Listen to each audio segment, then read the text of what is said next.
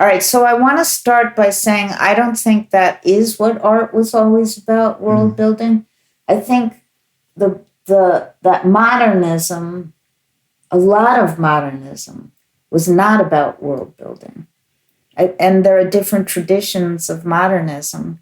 And I think that in the beginning, we had image-based work, but we're talking about image-based work. There was surrealism. There was issues of representation, like the photo-based work of, I'm calling it photo-based, which is interesting, of impressionism, responding to photography. And then once we had pure abstraction, I guess the cubists were halfway in between. And once it went to pure abstraction, I think art making was about objects. It was about things and a certain and a certain kind of materiality and objective thingness, right? If you're talking about ontology, it was a different sense of realness. Like realness was the thing. And really culminating in like the minimalists, especially. Exactly. Not all the minimalists, but certainly people like Donald Judd. Yeah. Right? There were metaphysical minimalists, but people like Judd or even Frank Stella, who were thinking about material elements of the painting, physical elements of the painting. Or sculpture, or whatever it is that they did. And the kinds of questions that were asked, like what's the boundary between a painting and a sculpture, which is something that interested me when I was starting to make material work. Again, I looked at Rauschenberg and I was interested in his digital combines. And so that question of the transgressive nature of jumping off the wall, that was sort of, we can't even think of that as transgressive because we're out of modernism. And I think one of the things, at least in the States, it was different here, was that the battle, the issue of surrealism, there's a famous book that was written about, it's called How New York Stole the Idea of Modern Art. And it was about how the Cold War impacted on abstract expressionism. As it was a period of censorship, and artists switched from the idea of surrealism was dominant. Even when you look at early Jackson Pollock and early abstract expressionists, they were figurative and surrealist. And then that was eliminated into this pure abstraction. And then it had a life of its own, right? It became a discussion. And I think media art, because I'm not sure what the difference between digital art and media art is. That's something we could also talk about, but not immediately. Media art they used to talk in the beginning about skilling, de-skilling, and re-skilling. They used to talk about, there was, again, bringing up issues about representation. And so it was the reintroduction of pictures. And it was even called the Pictures Generation. The first breaks, and it was also called postmodernism. And the first when I think about it, you had photography, but that was still outside the art discourse. And then there were the color photographers. That was the beginning of jumping out of into art problems. And then what they called the setup photographers, right? The pictures photographers, which was the generation that was... Like a Jeff Wall type of... Yes, generation? Exactly. Cindy Sherman, Jeff Wall, Robert Longo. They actually were a group. I'm talking always about America, but certainly it happened here also with Polka and Richter and photo-influenced artists. And it started in America before that with pop art and Rauschenberg, who I brought up. And they were actually the beginning. Warhol, Rauschenberg, and then somehow there was, at the same time, we had minimalism. And so the thing about pictures was that it was about specifically the impact of movies and photos and advertising. In other words, commercial media, rather than photography itself. Although Warhol, so there's no clear, you know what I mean, boundary. But I think what was interesting as I was always looking at reading and looking at theory at the same time, that always mystified me, was that in the beginning, the so-called setup photographers, the pictures artists, they were called the pictures artist, as was it Douglas Crimp, who wrote this famous essay. It was either Crimp. There were two of them who were very famous. I think it was Crimp. We should look it up. But wrote a famous essay about, that was pictures theory. And they were coming from a Marxist materialist point of view. And it was Crimp, right? It was Crimp. And what is that? What it's pictures. Yeah, pictures. So he wrote pictures theory, and it was published in... it's looking like he organized the initial pictures show for Artist Space in the fall of 1977. Right. So 1977, right? So there was this group of artists who...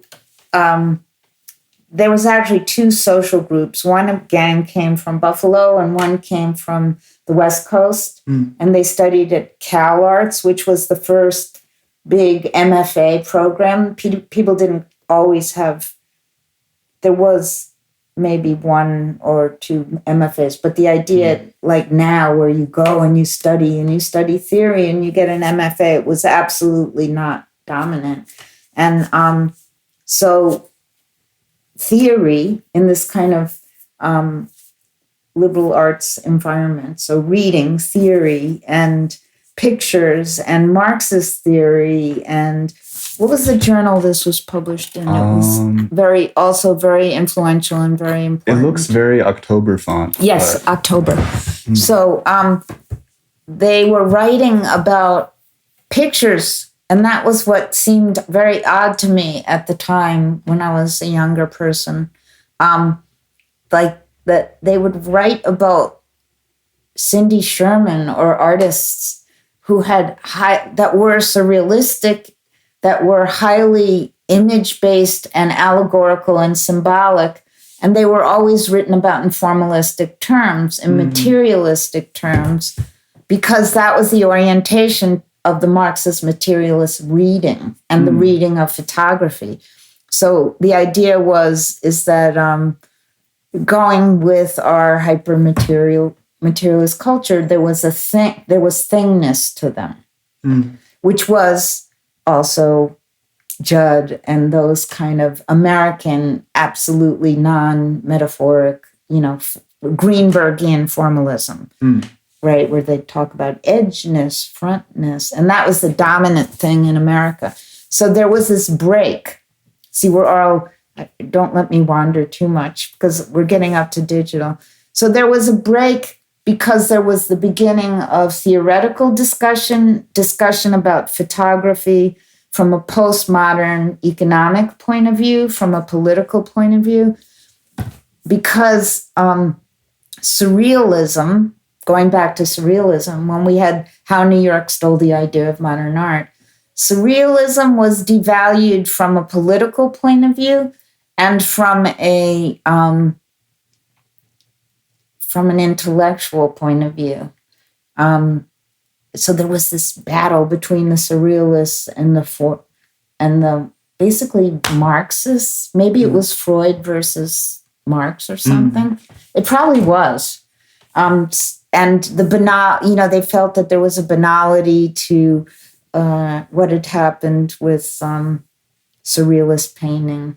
The one who was really made fun of was Dali. Well, because he was like one of the few in that group who went from communism to fascism. Like he kind of flirted with fascism directly. And this corny, and him as this kind of narcissistic sort of... Like the branding machine, like he was on top of that very early. Like kind of this, like you think of it with Warhol, but then he was like way out ahead of that. Yeah. Already kind of playing up to the persona, I guess you would say. Yeah. And Koons.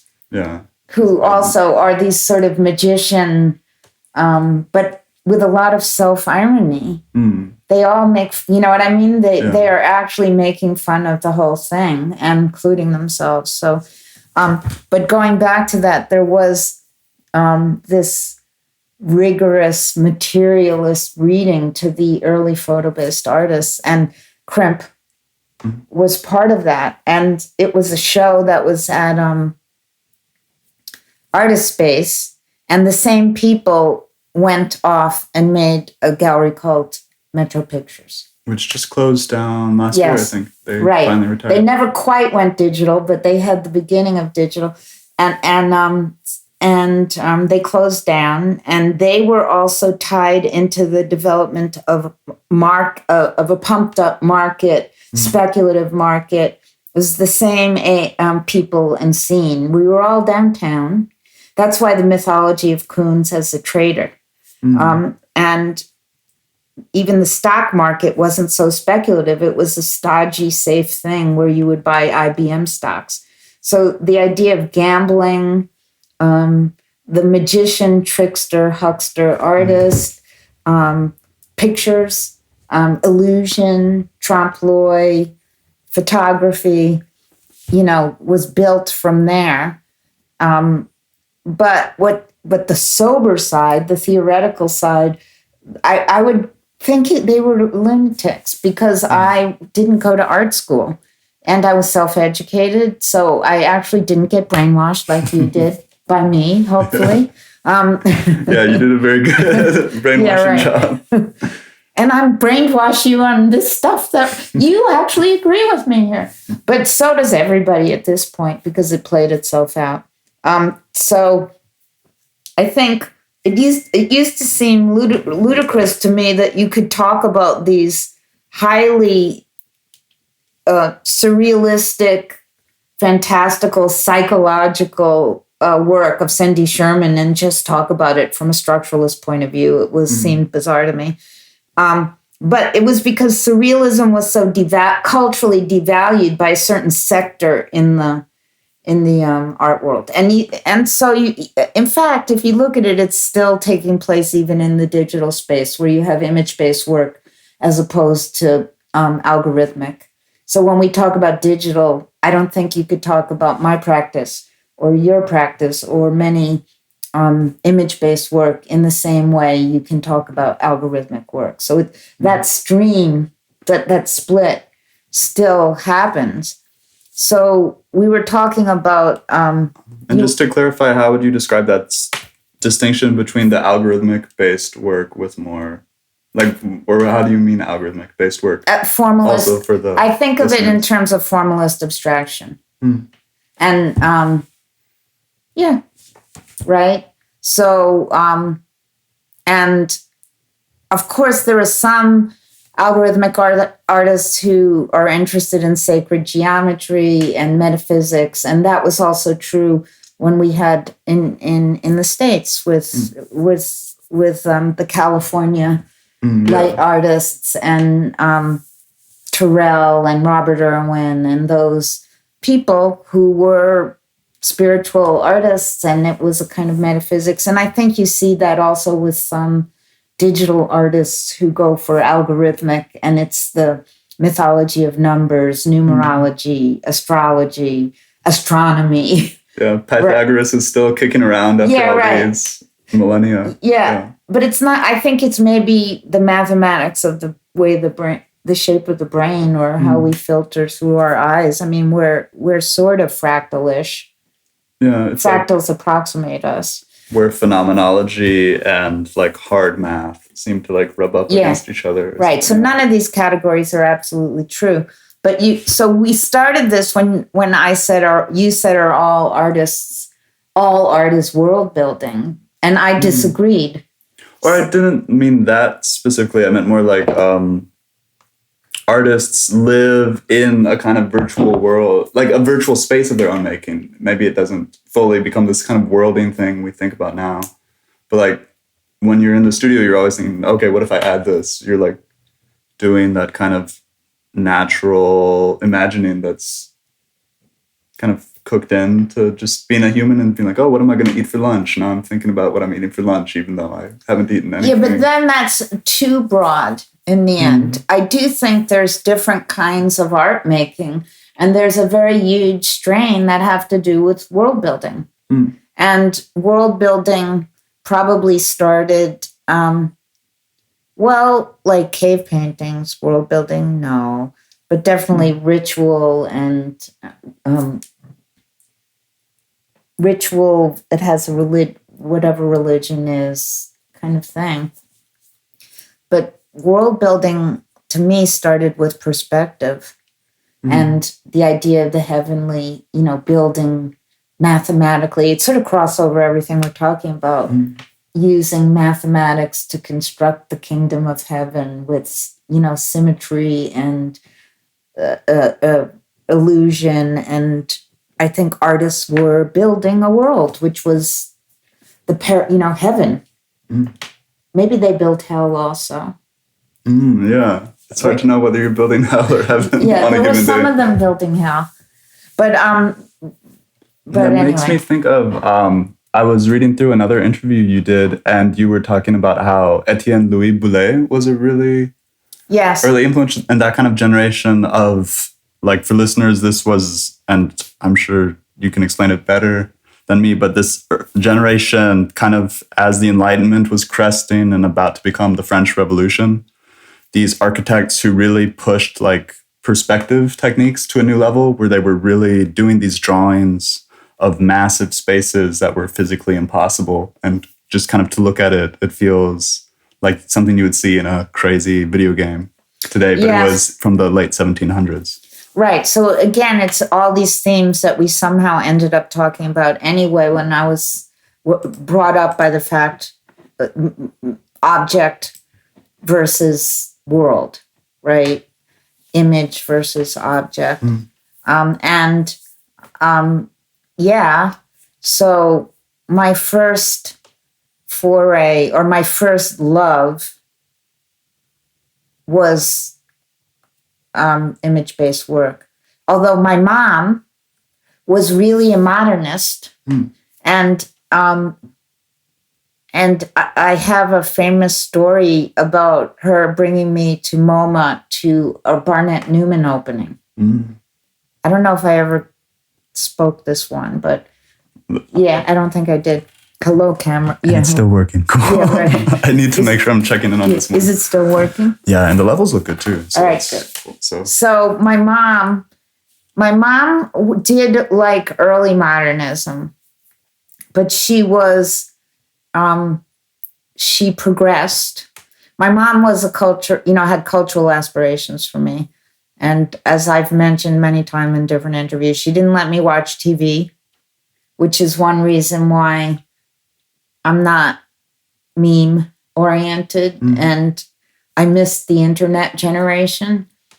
I wasn't part of it, even though it was my age group,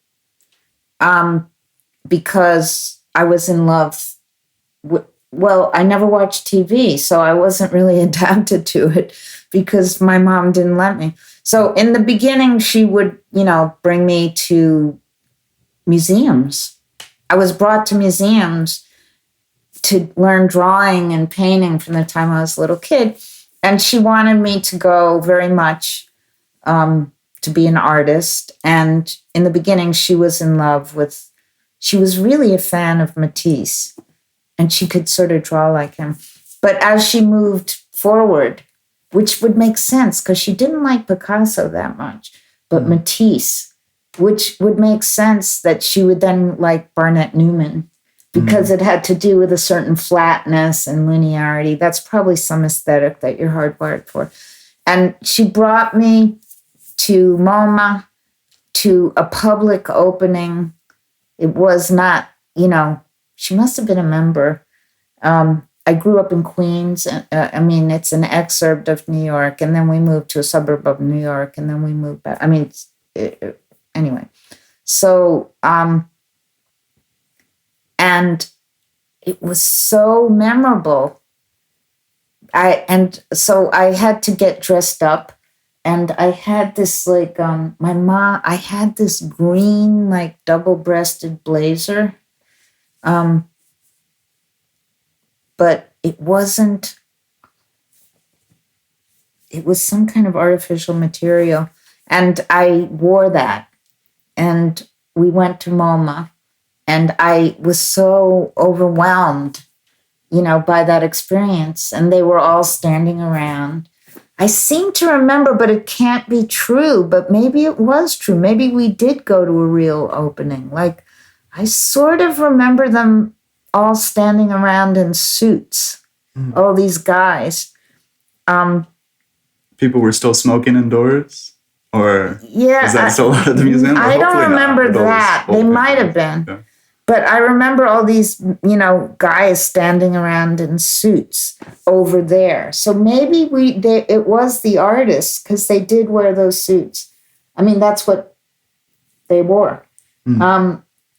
But anyway, at that time, I thought, I thought, like, who cares? Like the stripe thing and the flatness, I was very not impressed.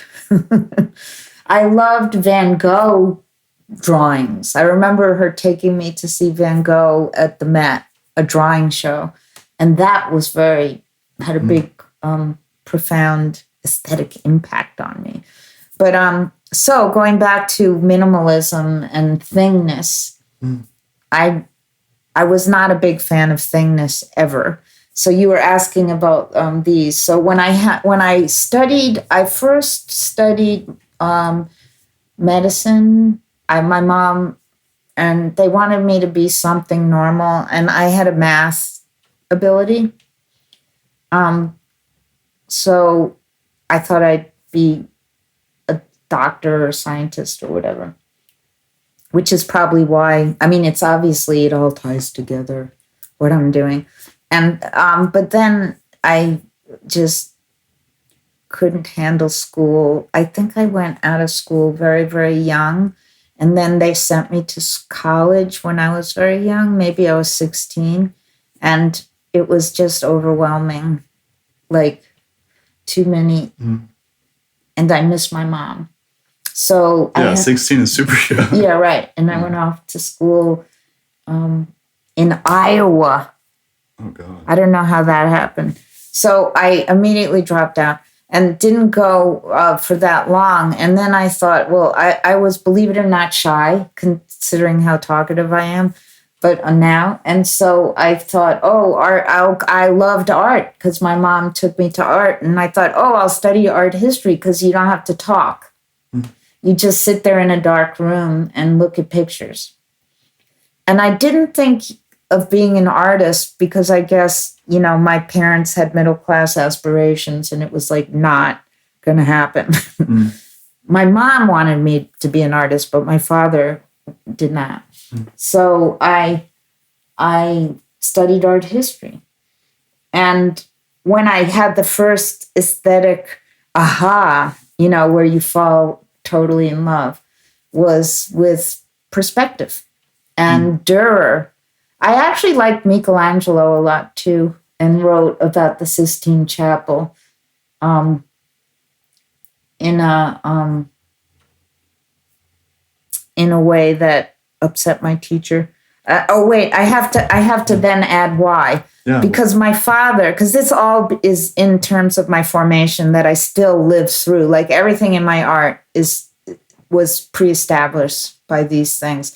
So my father who was also mathematically gifted, also was mentally ill and had breakdowns and was hospitalized and things like that. So my mom, who was the dominant force, and my father ultimately disappeared, as a preventative measure, sent me to a psychiatrist when I was really young, because she thought, well, I had math like my father, so I too would become psychotic. So I was trained by a shrink. How young are we talking, like when you started? 13. Yeah.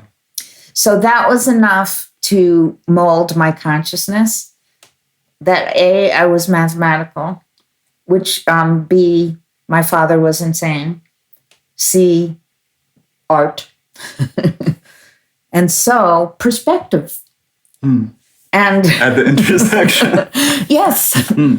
And so I had my first, profound falling in love experience. I loved the Sistine Chapel, but I did this psychoanalytic reading of him as a gay Michelangelo, also because I knew he was gay. And I think at that point, which was, let's say I was 19. So when was that? That was before any theory had arrived in relation to art history. It was pure formalism. Like my teacher was my first was Jansen, who wrote the history of art. So it was like pure description and dates. You had to memorize tons of dates and locations. That was when you studied art history in my first year, I think, you had to memorize the place where the object was, the dates it was painted, restored, everything about it, what you might find in an NFT on the art, like you're just like a human catalog. Yes, you are a human catalog. That's exactly true. You had to become the archive. You were, and so you had to memorize all that stuff. And so I did a psychoanalytic reading because that's what I was trained to be, a little, I was psychoanalyzed and that's why I'm so analytic, is that I was trained to do that so deeply that it's like who I am. And of course, I read a lot because I wanted to know what was wrong with my father, basically. Like, what's happening to me? Why me? So there was a lot of that in it. And I remember my teacher at that point, who's probably not alive anymore, so I could mention her name, but I won't, was very horrified that I did that. It was, not done. And then I met another famous art historian, Robert Rosenblum, who was an expert in the 18th century and was one of the first people who talked about economy and politics and how that related to art history. But because of the deep, my training in the mathematics and pictorialness and all these things, I fell in love with the look of constructed perspective. And I felt that it was metaphysical, that it was this space of mind, that it was all of those things that I was indoctrinated in, which was psychoanalytic reading of things, ideas about consciousness, ideas about the unconscious, the relativity of perception, which is 100% what you learn through psychoanalysis, is that perception is relative and people have their own. Not unique, but there are differences. And the effect of ideology and culture on perception and emotion and all those things is part of psychoanalytic method.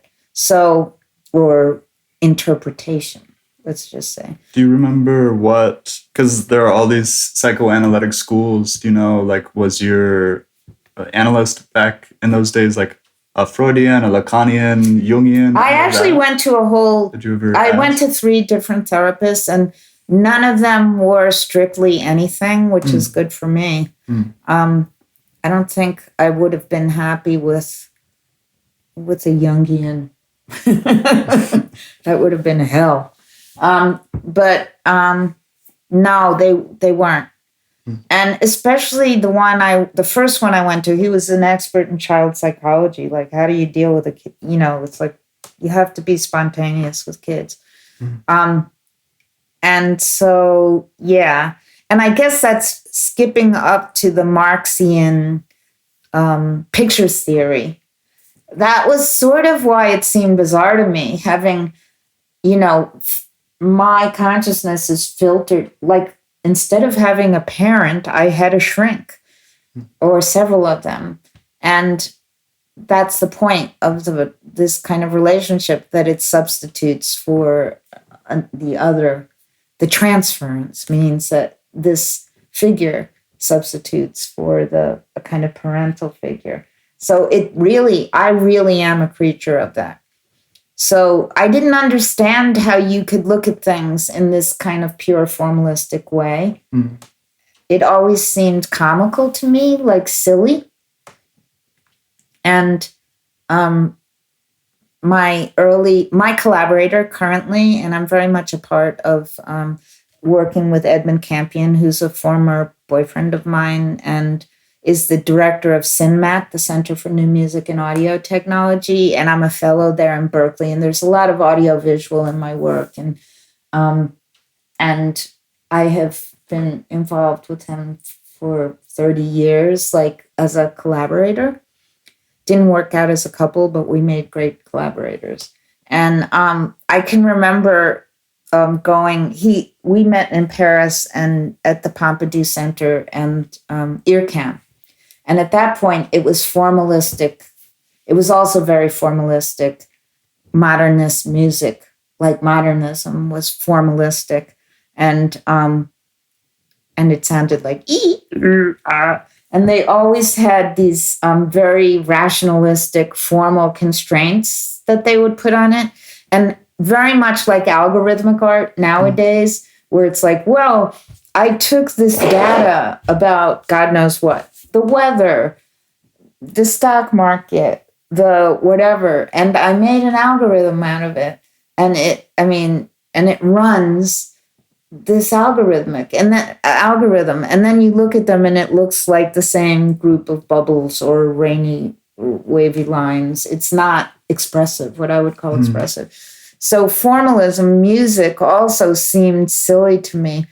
And I can remember at the Pompidou, where he was a resident at the glorious CINMAT, and he would bring me, I would go with him, because we were both residents at the American Center in Paris, and me for art and him for music. And I would go to the formalist, modernist music presentations and hear them present and play the music. And I would get these giggling fits. Like, I would laugh. It seemed like silly and absurd to me. And that was also how I read formalist and pure materialist interpretations of art also. Like, I couldn't see it as only art making as an expression of economy, but I couldn't see economy as a pure expression of economic systems, but as a dance between human desire, needs, cultural things, which also have to do with human desires, needs, and economics, which were both the creation of it and reinform it. So how are you using economics there? Or what do you mean by economics in this context with algorithmic art? I'm not sure if I was making an equation between formalism and mathematics and reason and logocentric reasoning and picture making. Or music making. So when you look at modernist music and almost all algorithmic art, except the AI-driven verbal commands do something different, right? That are based on database. And that's an extension, I think, of photography and surrealism and so when we're talking about, is there an algorithmic art? Is there an art? Maybe there's several, but maybe only two big splits. And one is a more object-oriented, also rational, also logocentric. And a lot of algorithmic art is that. And that's why it's a cycle of numbers. And in the end, you can use many different cycles of numbers. And it all looks the same, right? When the way people critique Rafik Anadol is it's driven by data and all kinds of data, but it always looks like a waterfall. Yeah. So that's what I mean. And you can see that in a lot of algorithmic art. And so since I'm so psychologically oriented, and that's the other route, world building, surrealism, expression is everything to me. Mm-hmm. The other thing leaves me, I can't go there. I can't get it. And I even think that, markets are totally irrational. There's also power, but power drives everything also. But is power rational? Right. The lust for power, domination, destruction of others. Is that rational?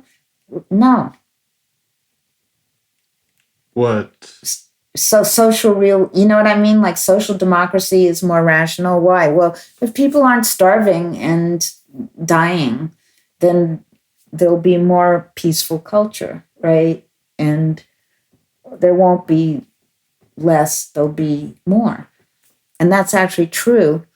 But instead, the lust for power, the will to dominate, that's all emotional and rational. And that's also, so the will to power, economics driven by the will to power, expressive art, world building, and then logocentric. I don't know what that's about. It's another desire. It's another way to make art. I guess it's art. What do you think?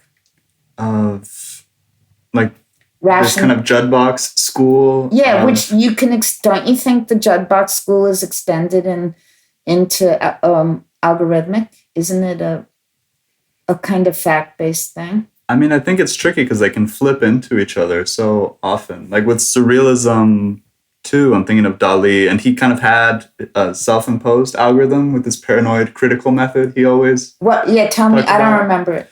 So... Wait, do you have more tea here? Yeah, what is it? I'm very interested. He... Let's see, some ASMR tea pouring. Right. You're right.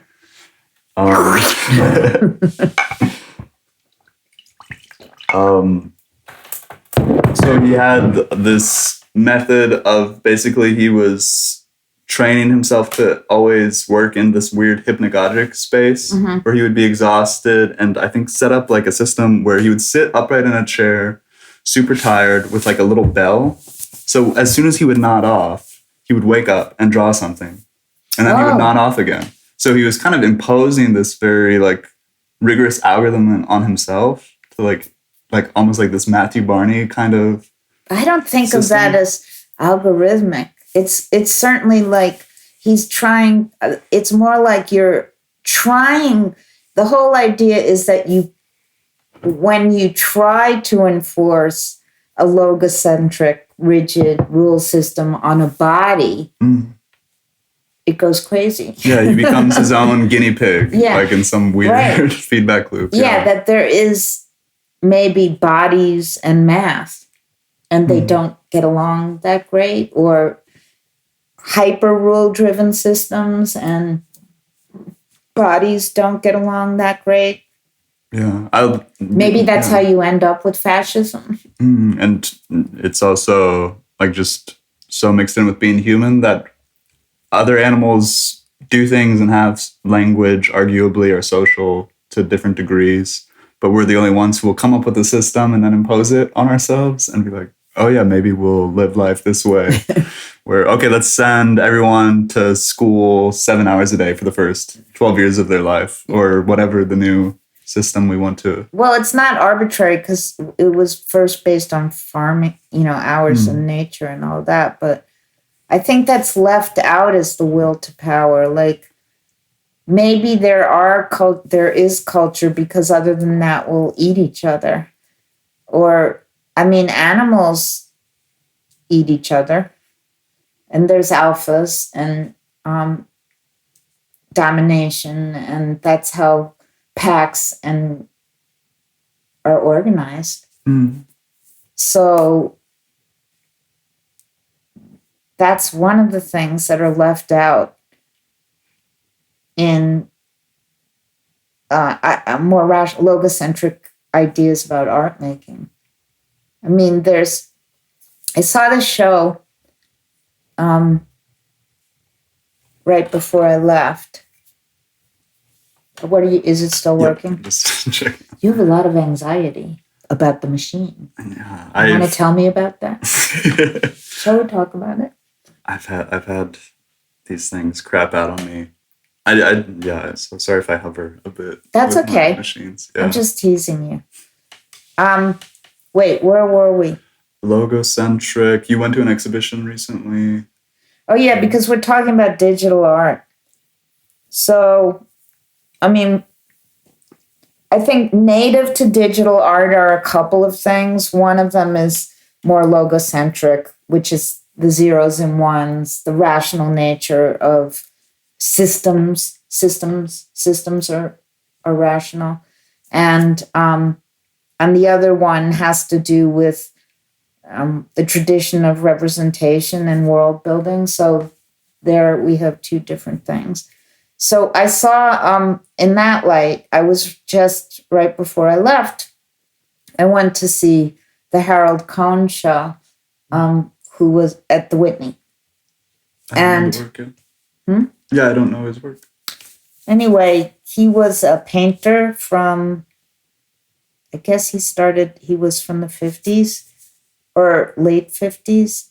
The work that I looked at that came before he went computer was sort of looked like silkscreen, Warhol-ish, but very more expressive. They were dark and had a kind of foreboding feeling.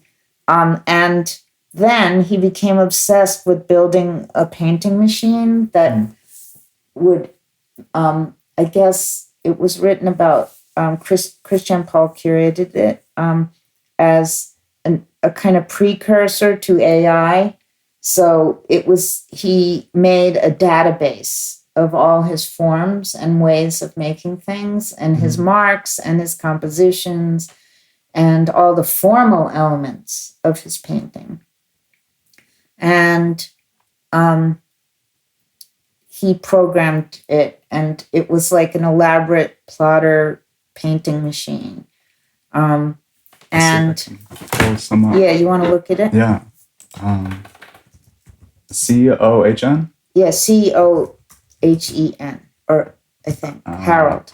That should get us there. Harold Cohen. Oh, with a Cohen. There he is. So so they were very lyrical.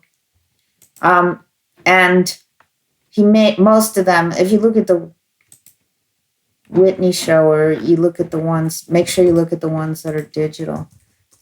So anyway, he was talented and they were very visual. But when I went to see the show, the major piece to me was they had the machine, they had the software making paintings. And the way it looked was you would have one painting and it would and then it would push out another and another. So you saw the machine making variation after variation of these Cohen facsimiles. And then they also had hanging around the room some of the printouts, the paintings that were made by these automated painting machines. But I felt like they weren't good, the paintings. They were beautiful in the sense of a poster. But the real great artwork was the software. And that was because it expressed his desire to live on. There was something very Don Quixote-ish about it. the quest for eternal life, how he spent maybe 20 years at the end of his life, also at, I think he was not at MIT, but Stanford, working on the software as he was aging. And because he could live forever. And that was a very beautiful desire. Whereas when you looked at the paintings, the prints, they had, that one on the left was also a piece, abstract, that was making itself on top of itself. And like a projected computer program. Yeah, right. Those were the two pieces. When you looked at the other things, it was interesting to see that they were flat, and they were more like a poster that you would buy in a gift shop of the museum. Yeah. In fact, and yet, and then they didn't have any of the actual paintings that he made before he started doing that. And I found that they were moody and dark and more expressive. He was a good painter, but not a genius. You know what I mean? He didn't invent anything new. So the thing that he did was these two masterworks, this software, which was a masterwork, because it expressed this human desire, fear of death, the desire to live forever, the delicacy of the images, all of that was profoundly moving to me. And within this tradition of Dürer, all of these, to achieve a state of perfect himness, that he could live forever in this sort of, with this strange, eerie quality of liminal, halfway. You know what I mean? Yeah, like right now on the screen, there's this video playing of live streaming. The plotter is drawing these. Yeah, I guess it is streaming live. Wow. And yeah, it's imagining he's sitting there doing the drawing in real time. So it's a performance or an enactment, and that's the art. When you look at the art, it's flat. Yeah, it's like an afterthought. It doesn't matter as much. It's an artifact. Yeah. And so I found that significant, but, and so we're talking about logos, like the computer driven logos print out is not, if you saw it, you wouldn't run over to it, I mean, I wouldn't. And I barely looked at them. I sort of walked by and I thought it was interesting about the plotters, and, it was like ghost bots, right? And it was interesting to have around the room these graphically pretty things, but I didn't want to own them. The real test for me as an artist, and all of us, is you look at a thing and you think, I want one of those. And I thought, I'd like to have that thing. The software, as it was, like, I just sat there for really a long time looking at it and the rest of my friends were running around looking at the things on the wall. So anyway, we were talking about logocentric versus expressive, and the body versus the mathematical.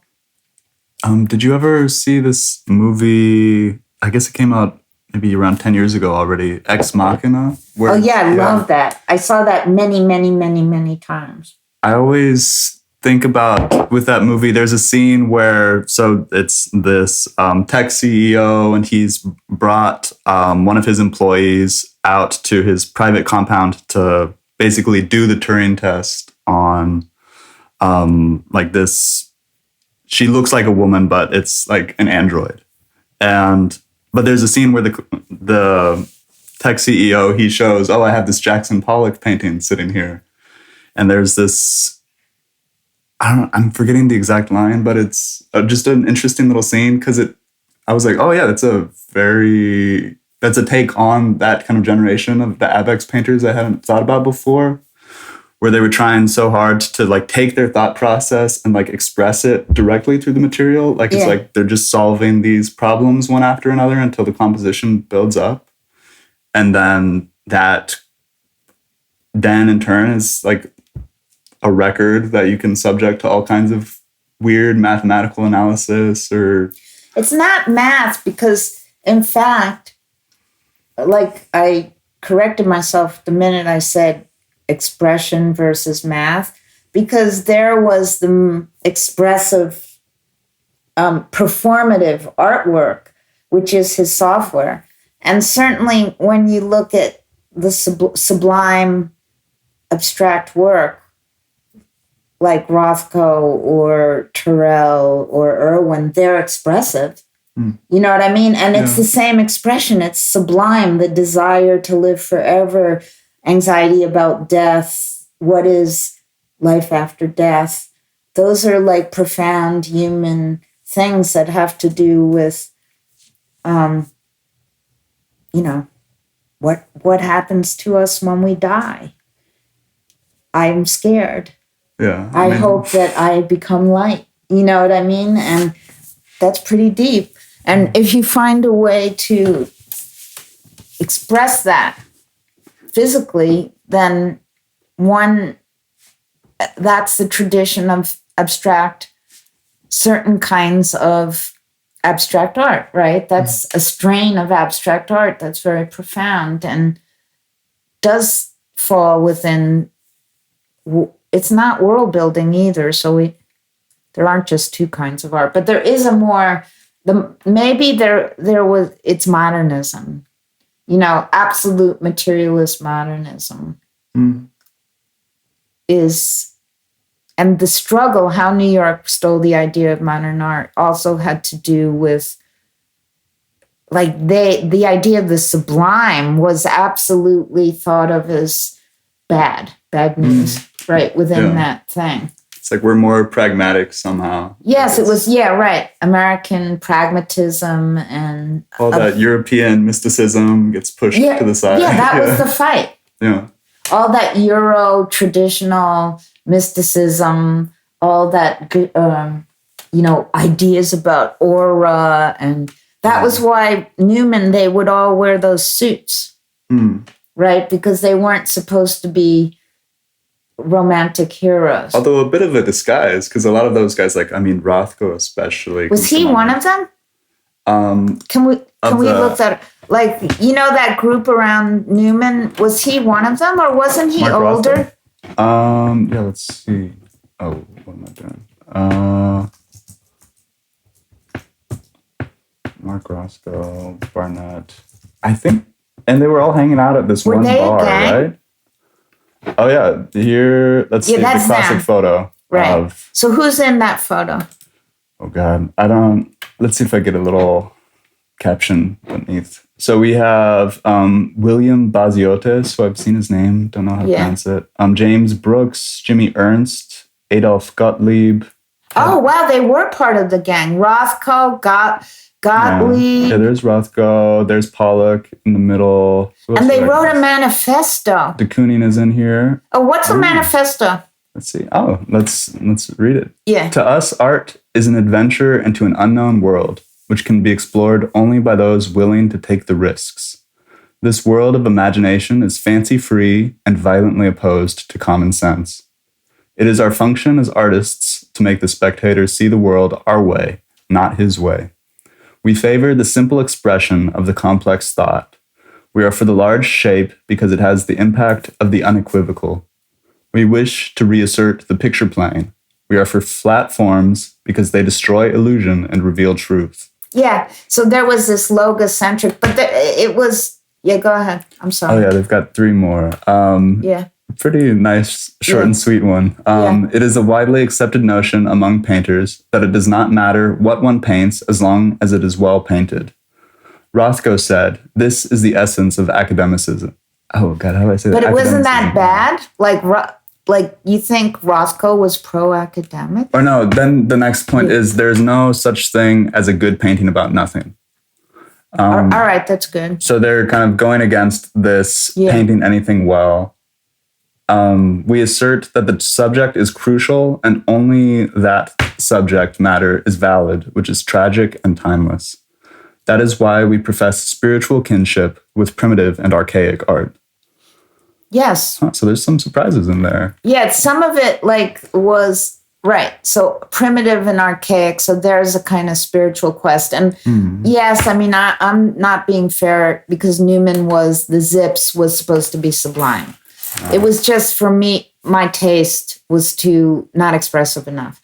And then obviously the generation after them was when you got Greenberg formalism, and then that went into this sort of certain kind of American minimalism. And the CIA soft power too, of this is going to be our image of something to be in stark contrast to like the Soviet socialist realism that you see in all the communist countries. Yeah, exactly. So they were inverting that, but also trying to establish themselves as American pragmatism. Not these guys, but the next like ones. Frank Stella's generation, for sure. Right. Yeah. Where it's like, oh, it's just a piece of canvas with black lines. And they took over until the pictures people came back. Right. The picture stuff that's not true because it was pop. So the thing that went contra that was Warhol. And then over here was Polka and Richter and pretty romantic artists. They did it much more romantically. And then Warhol, a queer man who was also playing this parody of the factory. So he was sort of discussing issues of representation and mass culture. And that fed into these kind of materialist Marxist readings.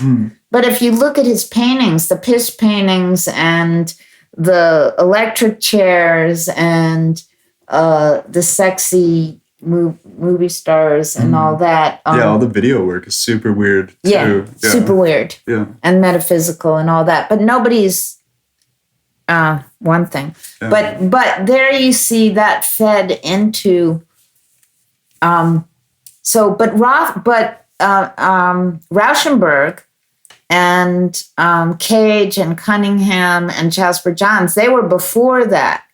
Or they would have been like... They were in between them. In around the same time, but a bit after they started to have their break, right? It was like a late 40s, early 50s. Yes, exactly. Kind of.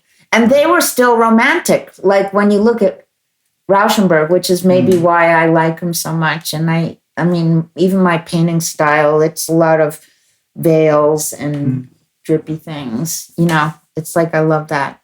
Yeah, I was lucky. I think he had a retrospective at MoMA one of the times when I was randomly on a trip to New York, so I could see like all of it in a couple rooms. Yeah. Or like such a huge, just aesthetically. Well, you like that too, right? I mean, it's in your work also. Yeah. So it's like a kind of romantic mediation, and polka, of course. I feel the same way about polka, which is a romantic. You know, it's somehow tragic media. There's a human interpretation on hypermediation, like it's not a good thing. You know, there's something tragic about it and interpretive about it, like a loss of. Whereas Warhol's was cynical and ironic and postmodern, but the ones I like, the new the like Cage Rothko into Rauschenberg. They weren't postmodern. They were something else. Yeah, and they kind of... And more like what world builders do now in the space of... Like, if you look at other artists who work with world building, it's a lot of subjective, the inner space, subjectivity. It has a metaphysical quality because it lends itself to this heavenly. And why does it seem heavenly? Because it looks like Renaissance, perspective paintings, and it has this half worldly, half unworldly, ephemeral, but things seem real because you seem to feel like you're walking around in it. And that's another strain. Wait, what are we looking at? I was seeing if I could find a good group photo of Rauschenberg and Johns, and it looks like one doesn't exist. But then Cage, he was totally metaphysical, and they were all into Zen and Buddhism and chants and all this. Yeah. And there was this mystic thing happening. Yeah, I don't know. I think what's that? Sol LeWitt quote where he says all artists are mystics. Yes. So he was on the mystic side. He was on the mystic side, even though it was systems. But so there is this. So there's like with these guys, he was more like them. Because this was also like the peak of McCarthyism, where like they were cleaning up shop. Like if you wanted to be in public life, you had to sort of like now. Yeah, I mean time is a flat circle, I guess. Right. Yeah, but this like party line. So I don't know. My impression of that time is always like, even the ones who looked very straight-laced, maybe the suit was more of a disguise. Yeah. There's usually some weirdness like under the hood. Right. But I think there is a strain of logocentric, and then there is a more and maybe that's most of tech art is sort of logocentric in my mind. And that's where I wonder, I don't feel like I am that. I don't think I'm a digital artist. And I think there is a difference between contemporary world building artists and digital. I don't feel that I'm a digital artist. I just feel that I'm an artist doing a thing that artists have always done. And I think like logocentric artists are an anomaly. It's not, you know what I mean? It's a special corner. Yeah. Like there aren't so many Judd type artists. And there aren't, and that what has evolved as digital post NFT is a continuation of that. And I feel like there are those of us who don't do that.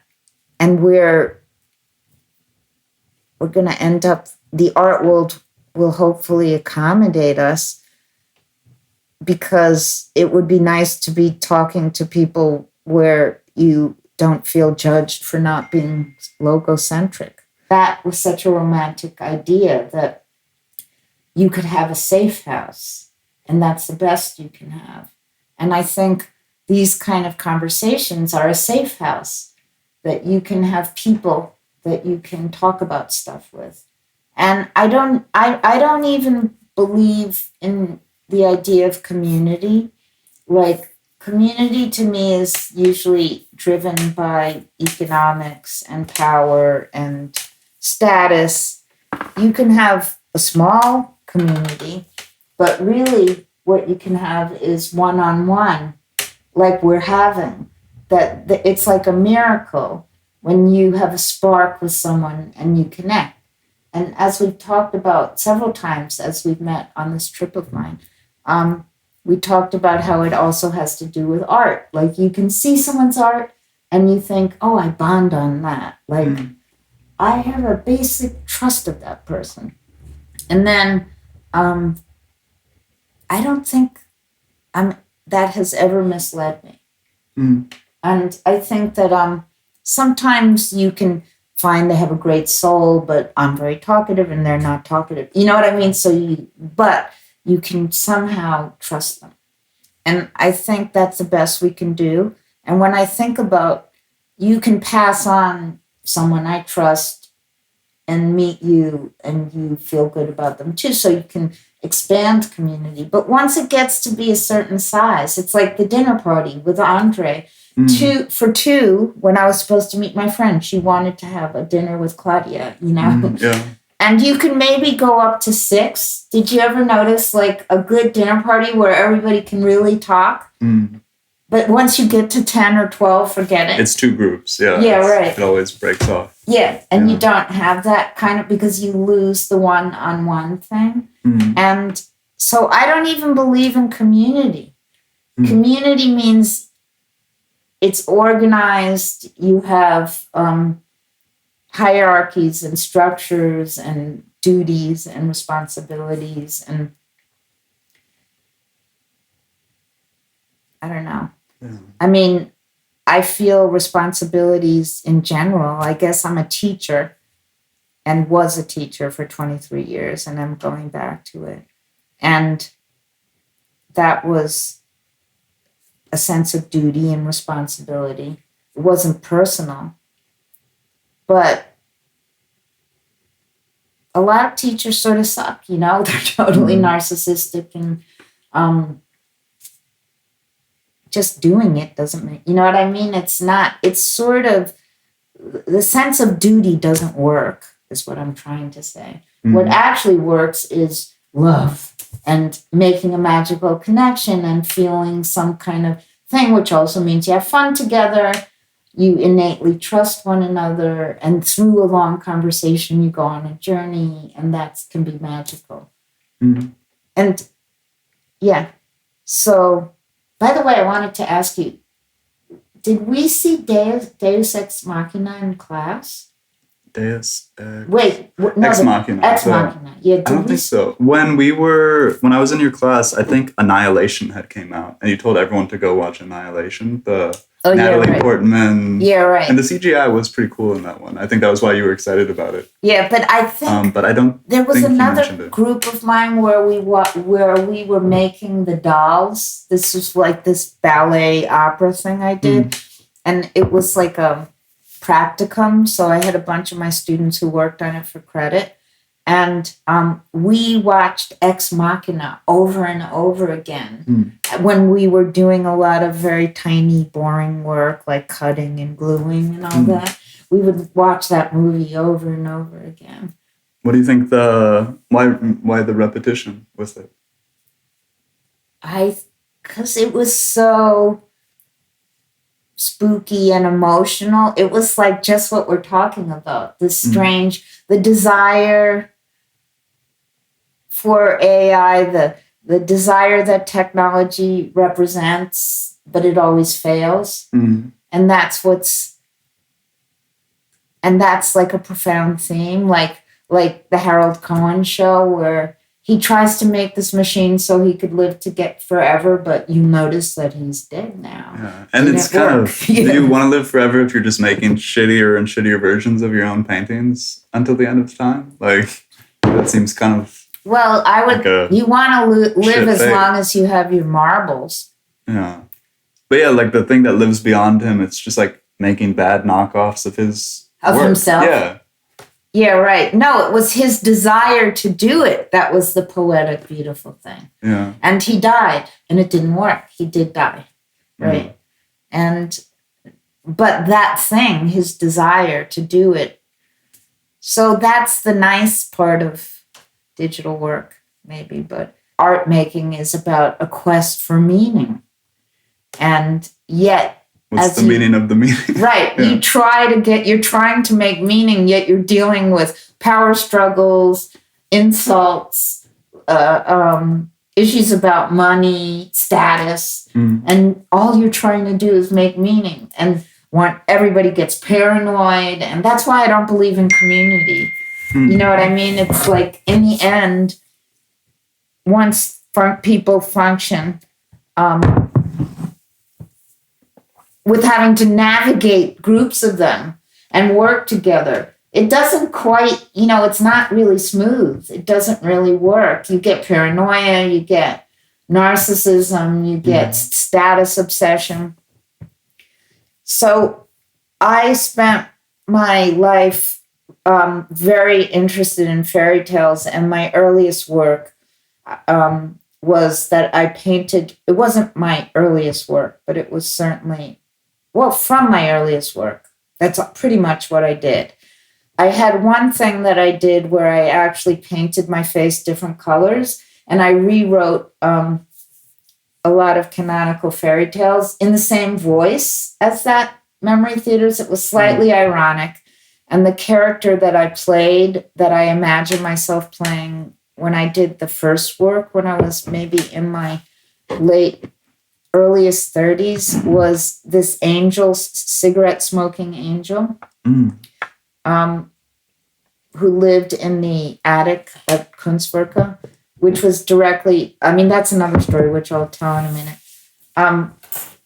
And it was both funny. So but also true and ironic. And I painted my face different colors and different colored wigs, and then cut between the characters, and I would perform them. And so going back to the issue of, the bad news and not believing in community, I am now doing another one.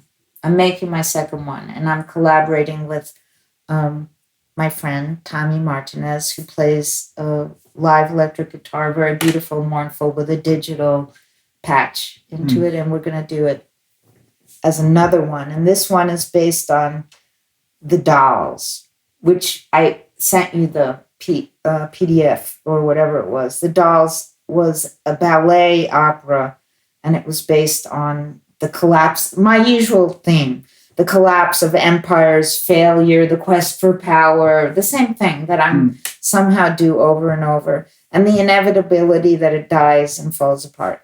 But the difference between me now and when I first adopted that voice of the ironic, humorous, fairy tale-ish angel is that I have given up on hope for humans. Yeah? That's totally? Well, because we're in this period now of, like, the Andre thing, which was my favorite movie also. We share that. That long storytelling thing, which does come out of Andre, which does come out of the fairy tales I made when I was 29 or whatever, over and over. And my home library is just filled with Dover books, reprints of old fairy tales with illustrations. It's been like it. Before I was an artist even, that I've given up. Why? Because look at this. Look what's going on that we're living through. I didn't live through World War II, so I didn't have that objection. Abject, meaning the abject. But we're living through a period of abjection. There is no hope. It's just hopeless. That's what I mean. The best we can do is have a nice, warm 2-hour talk. Even meeting someone for dinner becomes a conflict about struggle and power and whose neighborhood. You just witnessed it. So, yeah. And so for the new one about the dolls, I'm basing it on Edgar Allan Poe. Oh, yeah. I'm going into horror now. It's going to be pure gothic, dark some horror. Telltale Heart. Yeah, right, exactly. Or maybe more Mask of the Red Death. I don't know. Right. Yeah. No, really, seriously. Yeah. It's like we're going into a not pretty place. Yeah. Although I don't know, part of me agrees. And I also wonder, because it seems like a moment where all of the people who really saw how horrific World War II was are dead. So it's this generation that doesn't have that to fall back on. And so then we just immediately seem like we're gearing up to create it again. But then, oh God, what's the positive spin? I don't know. I think we have social media is super transformative, sometimes in really scary ways, sometimes in good ways. The technology has advanced so much. AI gets used for kind of stupid things all the time. And it seems like the guys at the wheel aren't doing great things with it, but that it could be used for a lot of interesting things too that aren't necessarily there's always interesting things. Yeah. There's always using things for interesting things and not interesting things. No, I think we're going to go through very dark. Because of climate change, it's not just a war. Yeah. It's, crisis. There's too many people to fit in with the limited resources, which are only going to get worse. And so it's a dark story. I don't know. Do you think? I'm not. You're not convinced? Why not? I feel like... Is that because you're young? What do you feel? I feel like if certain parts of the mentality became less common or less dominant in how we interact with each other and build systems, I think there's plenty for everyone still. I hear about homelessness in the US all the time. And then remember the statistic that we have more empty houses than homeless people. Like when in the US alone, like there's like if it's treated like an investment, well, you keep this condo like empty. Everyone could move to Buffalo. Or like there's enough, like all like half of Manhattan is these empty that's true. penthouses, like there's just this kind of like if you treat the world like a resource to be extracted and locked away, then it feels like everything is scarce. Right. Just because it's being used inefficiently. It's being used in a way that doesn't make sense. It's not inefficient. It's capitalism is based on the model of scarcity. So yeah, the scarcity has to be produced. Yeah. So, but I think in terms of like actual what's on hand, if we were using it in a different way, I think there's still plenty. I think it might get tougher with climate change, and people are going to need to move around a lot more, probably. But to Buffalo. Yeah, probably. That's like an empty city. Yeah, Canada is going to be still Detroit. just... Yeah, right. They haven't filled up that much. Yeah, we're going to fill up Canada. That's going to be Which is all the Nordic places. Yeah, right. Canada. Like, we're all going to drift up. It's, quite likely. Or people get better at, like, building stuff partially underground. Like, if there's these crazy heat waves and you can't be outside. And flooding and all of that. So we have to move up. We do have to move up. But there is Canada. Yeah, we just need to annex Canada. No. Right. But so all the places I mentioned were the Great Lakes region. And there is Canada. But they're not going to let us in. We're horrible Americans. Maybe if we promise... You mean maybe if we become less horrible through having a more balanced discourse and social democracy, that we started to let some of those people living in the streets of New York even share one penthouse would be good. Yeah, and I mean, there are trends pointing that way. So I usually try and think, like, so solar is cheaper per unit of energy than coal now. Yeah. Like, coal is only efficient market-wise if you subsidize the hell out of it, like Trump did. But, like, from a just strict economic perspective, solar makes more sense than coal now. Right. So, like... Which has happened to these places and cities in Kentucky, and that's also... They're hoping this will flip the election. You know, not Kentucky, but all those areas. There were some areas where there was a big thing about coal, and now, like Appalachia, especially, has a lot of coal in the U.S. Right. Like, so there's that. I mean, unionization is bigger in the U.S. right now than it's been since Reagan. Like, what else? Like, I don't know. Like, but what if Trump wins? Then we'll have civil war and violence, and then they'll go back to the other thing. I don't know. Like what happened with World War II, like which was like America fucks it up so bad that they have to start over. I guess, although it always feels like the South kind of won the Civil War, like just the prison system is so fucked up and has all these legacies. Like, I don't know, like America. And I think, honestly, my big hope is that, like, other parts of the world can get better and better at doing their own thing without America feeling like it needs to stick its thumb on the scales. Like, I don't know if the changes we need to see are going to come from there. Like, I'm not... Like, that was kind of the old Marxist thing. Like, oh, wherever the imperial core is, the change will have to come from there. I don't know if that's true. Like, maybe the exciting things happen at the edges. But the imperial core is shifting to China anyway. And their system is soft power economic. Yeah. But they're pretty cruel. Yeah, I mean, and the people there have horrible lives.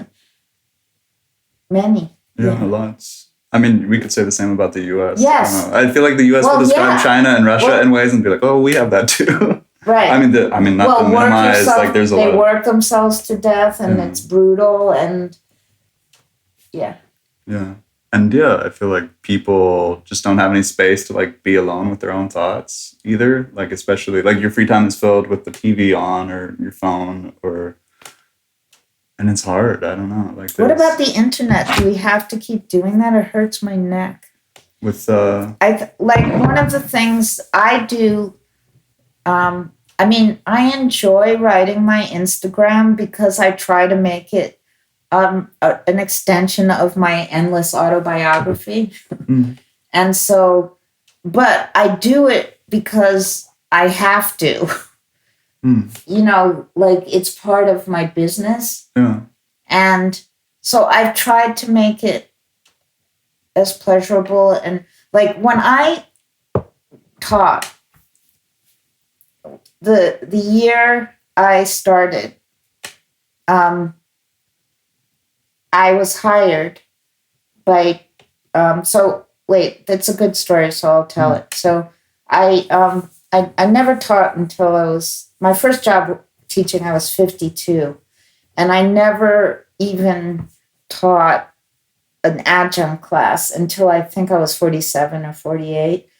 And the only reason I did is that I thought I came back from Europe where I had gone from one grant to the next. And I did win some amazing, we're talking about social democracy, so it circles back to that. So I lived here I lived in France for 3 years and here for 7 years. But here I really integrated, and I think myself fits and my art fits, as we've been talking about. So I actually got quite a few significant grants. And one of them was that I talked about in my Instagram today. I got the Frauen Stipendium, one of those first ones. Anyway, it doesn't matter, but the fact is when I went home, I was getting depressed. There were 2 reasons. I couldn't take the weather. Yeah, that's true. And 2, I had fallen in love with Toy Story 1. And I wanted to learn how to do that.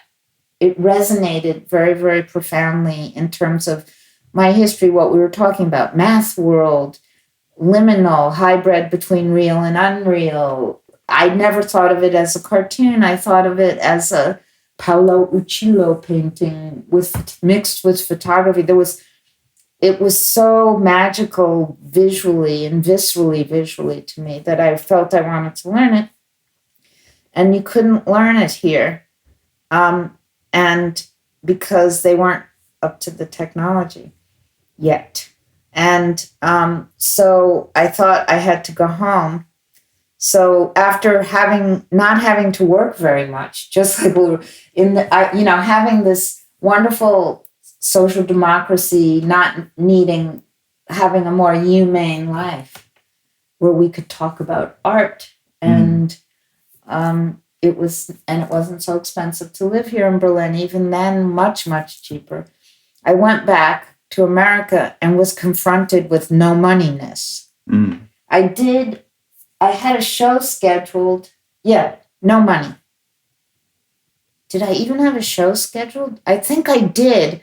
And there was one of these fluctuations in the market. Yeah, I did. I was supposed to show with Sandra Gehring, who remains to this day my friend and is a great woman. Anyway, and a very spiritual woman. So we were supposed to do a show, and it was one of those little stock market flattening crashes. It was the late 90s.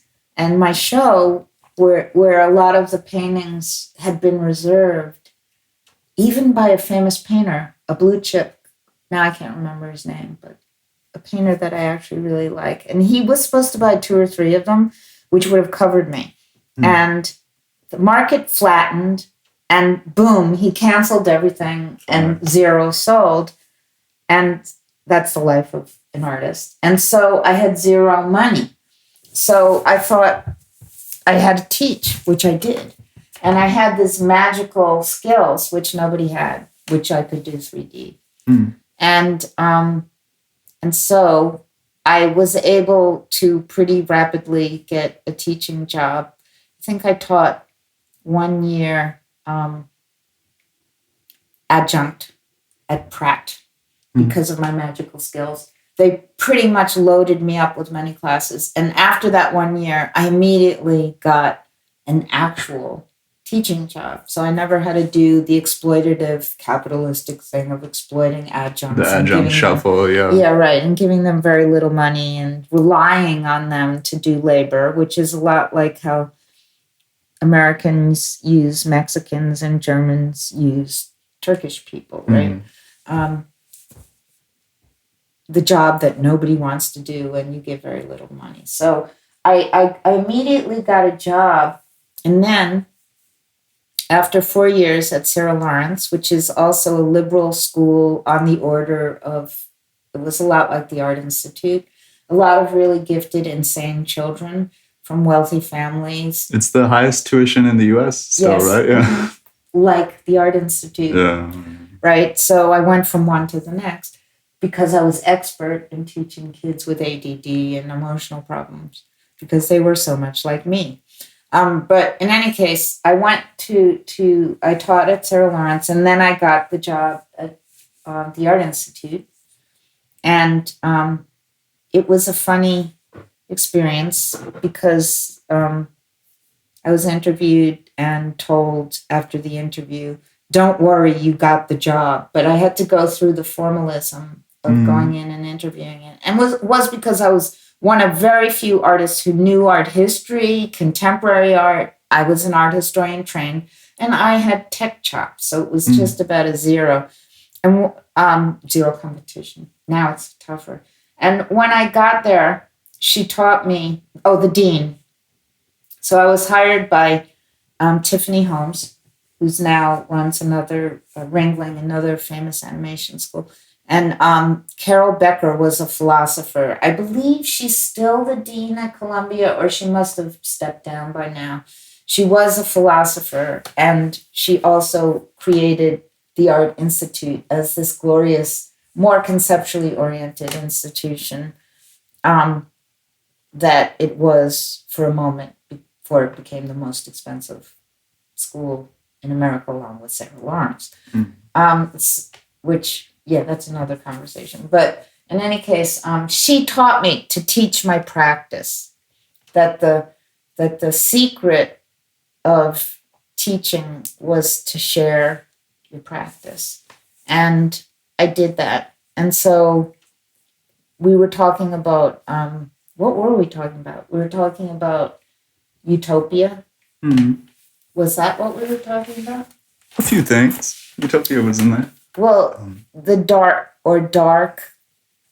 future, but, or sharing, or, yes, you were saying about utopia, that you felt that we could change the world through a different kind of way of treating each other, a different way of communicating. Is that what you were telling me? I don't know. I think I have a faith that people kind of make decisions based on the information they have. And so then it's important to give them new information, like say, there's this other thing over here. Maybe it's interesting. I'm not going to make someone read it, but I can kind of give it as nicely as I can. Or sharing information. Yeah. Or teaching or teaching your practice. I think I was also talking about the fact that although that's a noble action, in the end,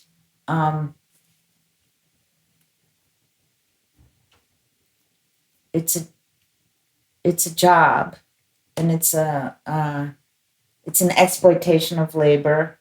And we were talking about the fact that most teachers aren't very good, right? And the reason why is to share your practice. Leading back even to the whole reason for you doing this is you have to reset your whole notions of everything.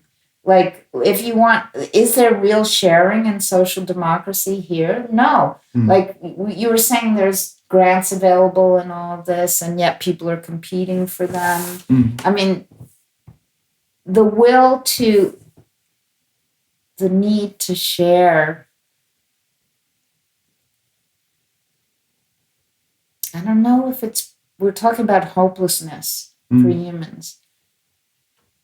Like, can we train people to be generous, to share? I mean, it only works briefly. The whole experience of sharing my practice was good up to a point as far as teaching goes. What was the point? I learned, it was narcissism. I learned everything I had to learn. And yeah, like the students, for the most part, would come there and say, and want to, because CGI became commercially successful and a lot of artists did it, most of the interests of students going to a very expensive school like that, where you went also, was they want to get into the Whitney program. They want to, why? Because then they can show at the Whitney and make a lot of money. If you look at galleries, chic galleries in New York, which I was doing yesterday with a friend, this morning we were checking out a particular gallery, and we looked down, and the list of the students there were 2 artists who were accomplished and had done things, and the rest was the same biography. They went to Yale, they went to Columbia, they went to the Art Institute, they got out, they went to the Whitney program or something like that. Then they showed in group shows within a certain type of gallery that shows the people who went to Columbia or Yale or whatever, and then they make a lot of money in the market. So that is what happens when schools get expensive and all that. So I got bored. Like that's very boring to teach. And in the early period when it was all exploration with all of you, and we didn't know what you were, even the end of that. You were the end of that period. When did you graduate? 2019, and I think I took you the intro to experimental 3D, I think was the class, like, and that was the spring of 2018. Right. It was still interesting where people like you were painting and you were thinking, how can I do this? And nobody had really, how can I merge simulated reality with painting? The Judd box. Yeah, with the Judd box, right? The object, yeah. Yeah, how can I do that? And is it possible? And there was no one to copy. And that was, I think even in your class, there were a few painters. So that was exciting. And we were inventing new things and talking about post-photography. What does that mean? We're doing virtual reality. What's the relation to photography? We made up words. I mean, I'm talking about up until that period of about 2019, which was, right. It was, I taught my practice, but you were my research team. And at a certain point, it was over. And the students just wanted to go in a Whitney program and be famous and successful like my other students who were all well known and very accomplished. And so I wasn't getting anything out of it. Pure giving, you know what I mean? I'm a narcissist. It wasn't enough. So I don't know if there's hope for humans, you know? All this stuff plays into it. Is to get a society to work together, you have to sacrifice. You do. There was this one, I never actually got around to finishing reading him, but there was this weird utopian socialist who was like a big influence on Marx and Engels. Yeah. Fourier. Oh, yes, I know Fourier, and I know the community. The Fourier community. I mean, I like kind of the core concept where his thing was, if something vaguely utopian is ever going to work, it has to just line up with what people want to do anyways. Well, that's why my period of teaching, you know, for let's say of the 16 years, let's say 12 years, I was a damn good teacher. You know what I mean? And then at a certain point, so like, that's why I say community doesn't work, because it takes a certain altruism beyond the selfish, beyond selfishness, like a self-discipline, doing what's better for the group. Or like a willingness to lose yourself a bit too, even maybe. I don't know. Like it felt with your class, like everyone was just really kind of excited to be in this weird Cartesian space together. You know? And we also, it was like a think tank, right? It was research. But I think if you want to make a community, just like what we were talking about, social democracy, it means you don't grab as much as you want. you share. And when you share, if people aren't starving, if people aren't in dire need, you'll see less violence. And so far, it always decays, and it doesn't. Neoliberalism is here, it's everywhere, right? And China, look what happened with socialism. I don't know if, and the reason it worked here, the social democracy, was because it was all flattened and destroyed. World War II was such abject annihilation and the specter of the Holocaust. Now it's forgotten and on to the next horror of humans treating each other like objects and the will to power and all that. I don't know if it's possible. So that's why I'm making harm, want to make I'm turning to Edgar Allan Poe. Another book I heard about and got excited to read and never read. Did you hear about this one by him, Eureka? No, what's that? I think it was like his philosophy of the world. That was supposed to be, yeah. Oh wait, can we look that up? Yeah, let me see if I can pull up this. Who was telling me about? I think Patricia might have been telling me about Eureka, Edgar Allan Poe. I'm not used to these German keyboards. Yeah, it's a prose poem. It's a lengthy nonfiction prose poem. An essay on the material and spiritual universe. Oh wait, is there? Can I read that on the plane? Is there one of those free ebooks? Yeah, there's probably a PDF floating around. It would be linked to this, and they would mention it in Wikipedia. Yeah, I want you to look at it and send it to me. Poe PDF. That's what I listened to on the way over. I listened to a spoken word book of Poe. I should hear one on the way over. Back. Yeah, they've got PDF versions of it. I guess it's about 80 pages, kind of. They don't have a storytelling one? Maybe. I'm not as big in the audiobook world. Can you send that to me? Yeah, That's short. Yeah, not bad. So, wait, what is it here? So I guess it's his metaphysics. He wrote. Oh, interesting. Yeah. Let me just scroll. I'll drop into the middle and see if we get we'll go fishing. All right. Oh God. Okay, that's too dense. Or everything's like a response to the line before. It's already funny good, just quotable to throw in. Well, also I like his language, this sort of dark, spooky, overwrought language. That's everything is so extreme in it. Yeah. Is it here too? Let's see what this one is. Whether we reach the idea of absolute unity as the source of all things from a consideration of simplicity as the most probable characteristic of the original action of God, whether we arrive at it from an inspection of the universality of relation and the gravitating phenomena, or whether we attain it as a result of the mutual corroboration afforded by both processes, still, the idea itself, if entertained at all, is entertained in inseparable connection with another idea, that of the condition of the universe of stars as we now perceive it, that is to say, a condition of immeasurable diffusion through space. Now a connection between these two ideas, unity and diffusion, cannot be established unless through the entertainment of a third idea, that of irradiation.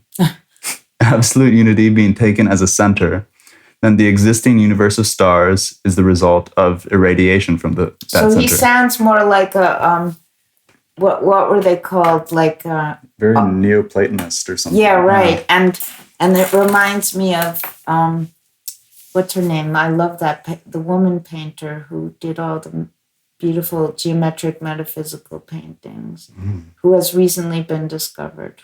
Oh, Hilma af Klint. Yeah. That kind of spiritual science thing was so... Yeah. I was reading a biography of Duchamp's early Munich days. Yeah. And I think he really kind of tried to cover how deep into the spiritualist stuff he was, while he was in Europe, and then he kind of put on the suit to come to America. Oh, but so the chess game, it was all metaphysics? Yeah, there was this rumor that even at a point he was working after World War I doing seances for war widows so they could talk to their husbands, and that was how he was making most of his money. Oh, really? Yeah. So he was a charlatan. Yeah, charlatan, shaman, something. Yeah, right. In that space, yeah. Oh, that is so interesting. Wow. Yep. So here, this guy, he believed in God. He was like Hilma af Klint. Yeah, Neoplatonist.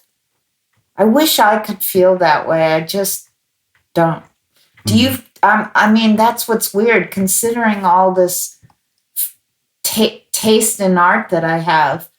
I'm a pragmatist, and I absolutely don't believe there is a God. Do you? In the kind of, I don't know, probably not in that way. I mean, there's weird questions with the pragmatic story, okay, how does the Big Bang happen? If our whole story is built on some huge explosion. Why can't it be random? I mean, it totally could be. Yeah. I mean, most things are. Yeah. I mean, I feel that my entire life is based on a series of chance encounters. And yeah, and the fact that I'm intuitive enough, emotionally intuitive enough that I know when I've had an encounter with a remarkable person and I let them influence me. But it's all, as I age, it's sort of amazing how random, how much chance there is. Yeah, or someone calling? Ooh.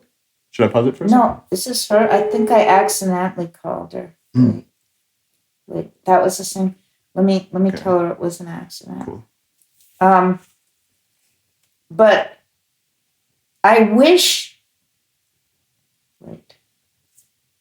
Let's just drop it. She didn't pick up. She probably doesn't notice. I wish I could believe in the turning of the wheels. How do you mean the turning of the wheels? I don't know the phrase. I wish I could believe that there was a kind of metaphysical clockwork, that makes sense of things. I just absolutely don't believe it. I think the patterns that we see have to do with the folds of the brain. We all see through eyes, and we think through relatively similar brains. Minor differences in brains make tremendous differences in perception, or, what do we call people like me? I'm it's not deviant, but, I have, because I am ADD and all that stuff, and I am good at math. So, I'm not average. Like neurodivergent? Yes, right. That's a fashionable term. Yeah. So neurodivergent, what does that mean? Probably a lot of people have ADD, right? And then it's okay, show me the normal brain. Right. It's and also, but I don't meet that many people who could do what I used to do with math and systems and all that. So that's not, as I've taught, it's just not as many. So that's a kind of form of divergence. But I wish, and I think that a lot of the things we see as patterns, humans think are coming from without, but they're actually coming from within. And we all have these brains, and our brains from our species tend to make perception and see patterns in a certain way because our brains are like that and our eyes work like that. And recently I had both my eyes replaced. Did I tell you that?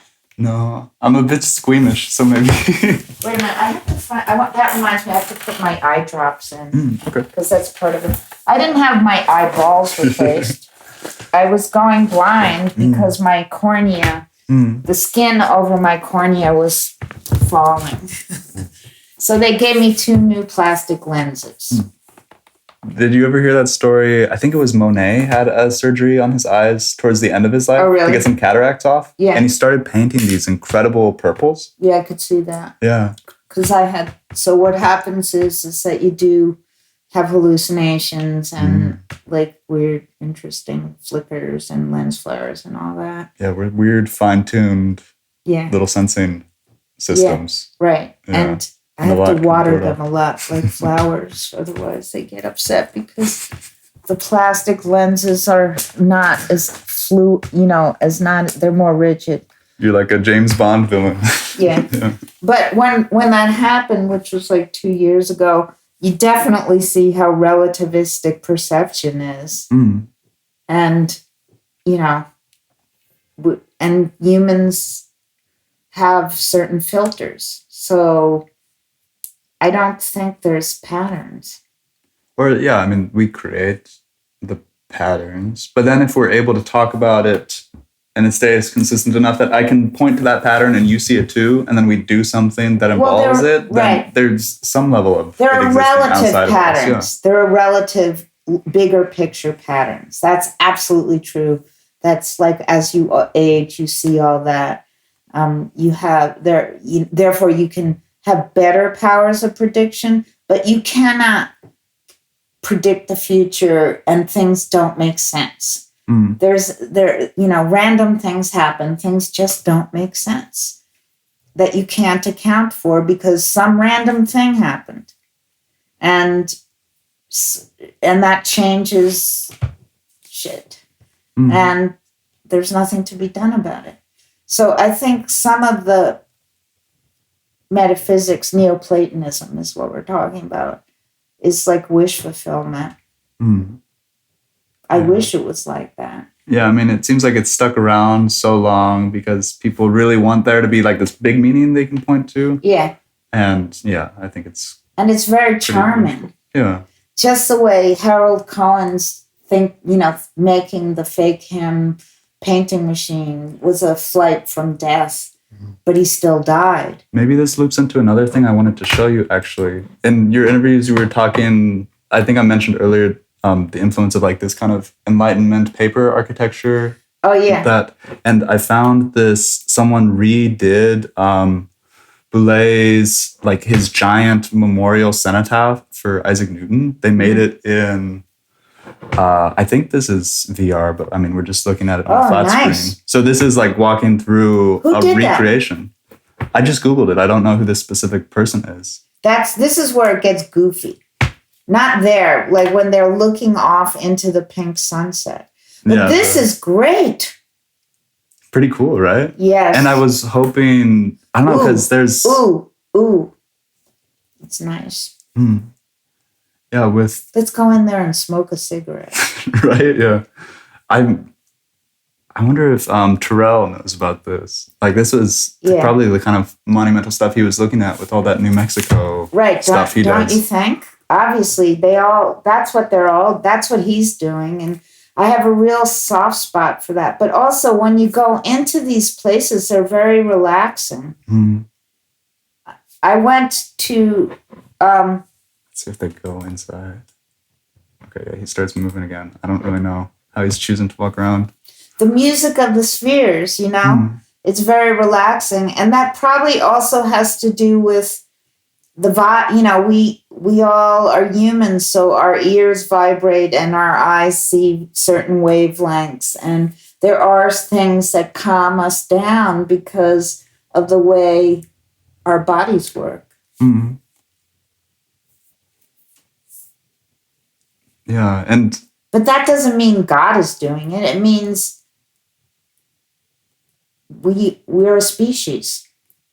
We wish that as a species we wouldn't fuck each other over, but there's still alphas in other species, and they like beat the hell out of the wussy guys until they submit, and that's how they get a working community.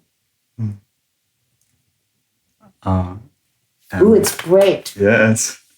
And I think I'd heard about this at some point in the past, but it's like this I guess to describe it for someone who's just listening, it's basically this giant, like perfect sphere that you kind of have to go through an underground tunnel to pop out into this chamber where Isaac Newton's tomb is just stuck kind of at the bottom of this huge sphere with like an artificial sun suspended above it.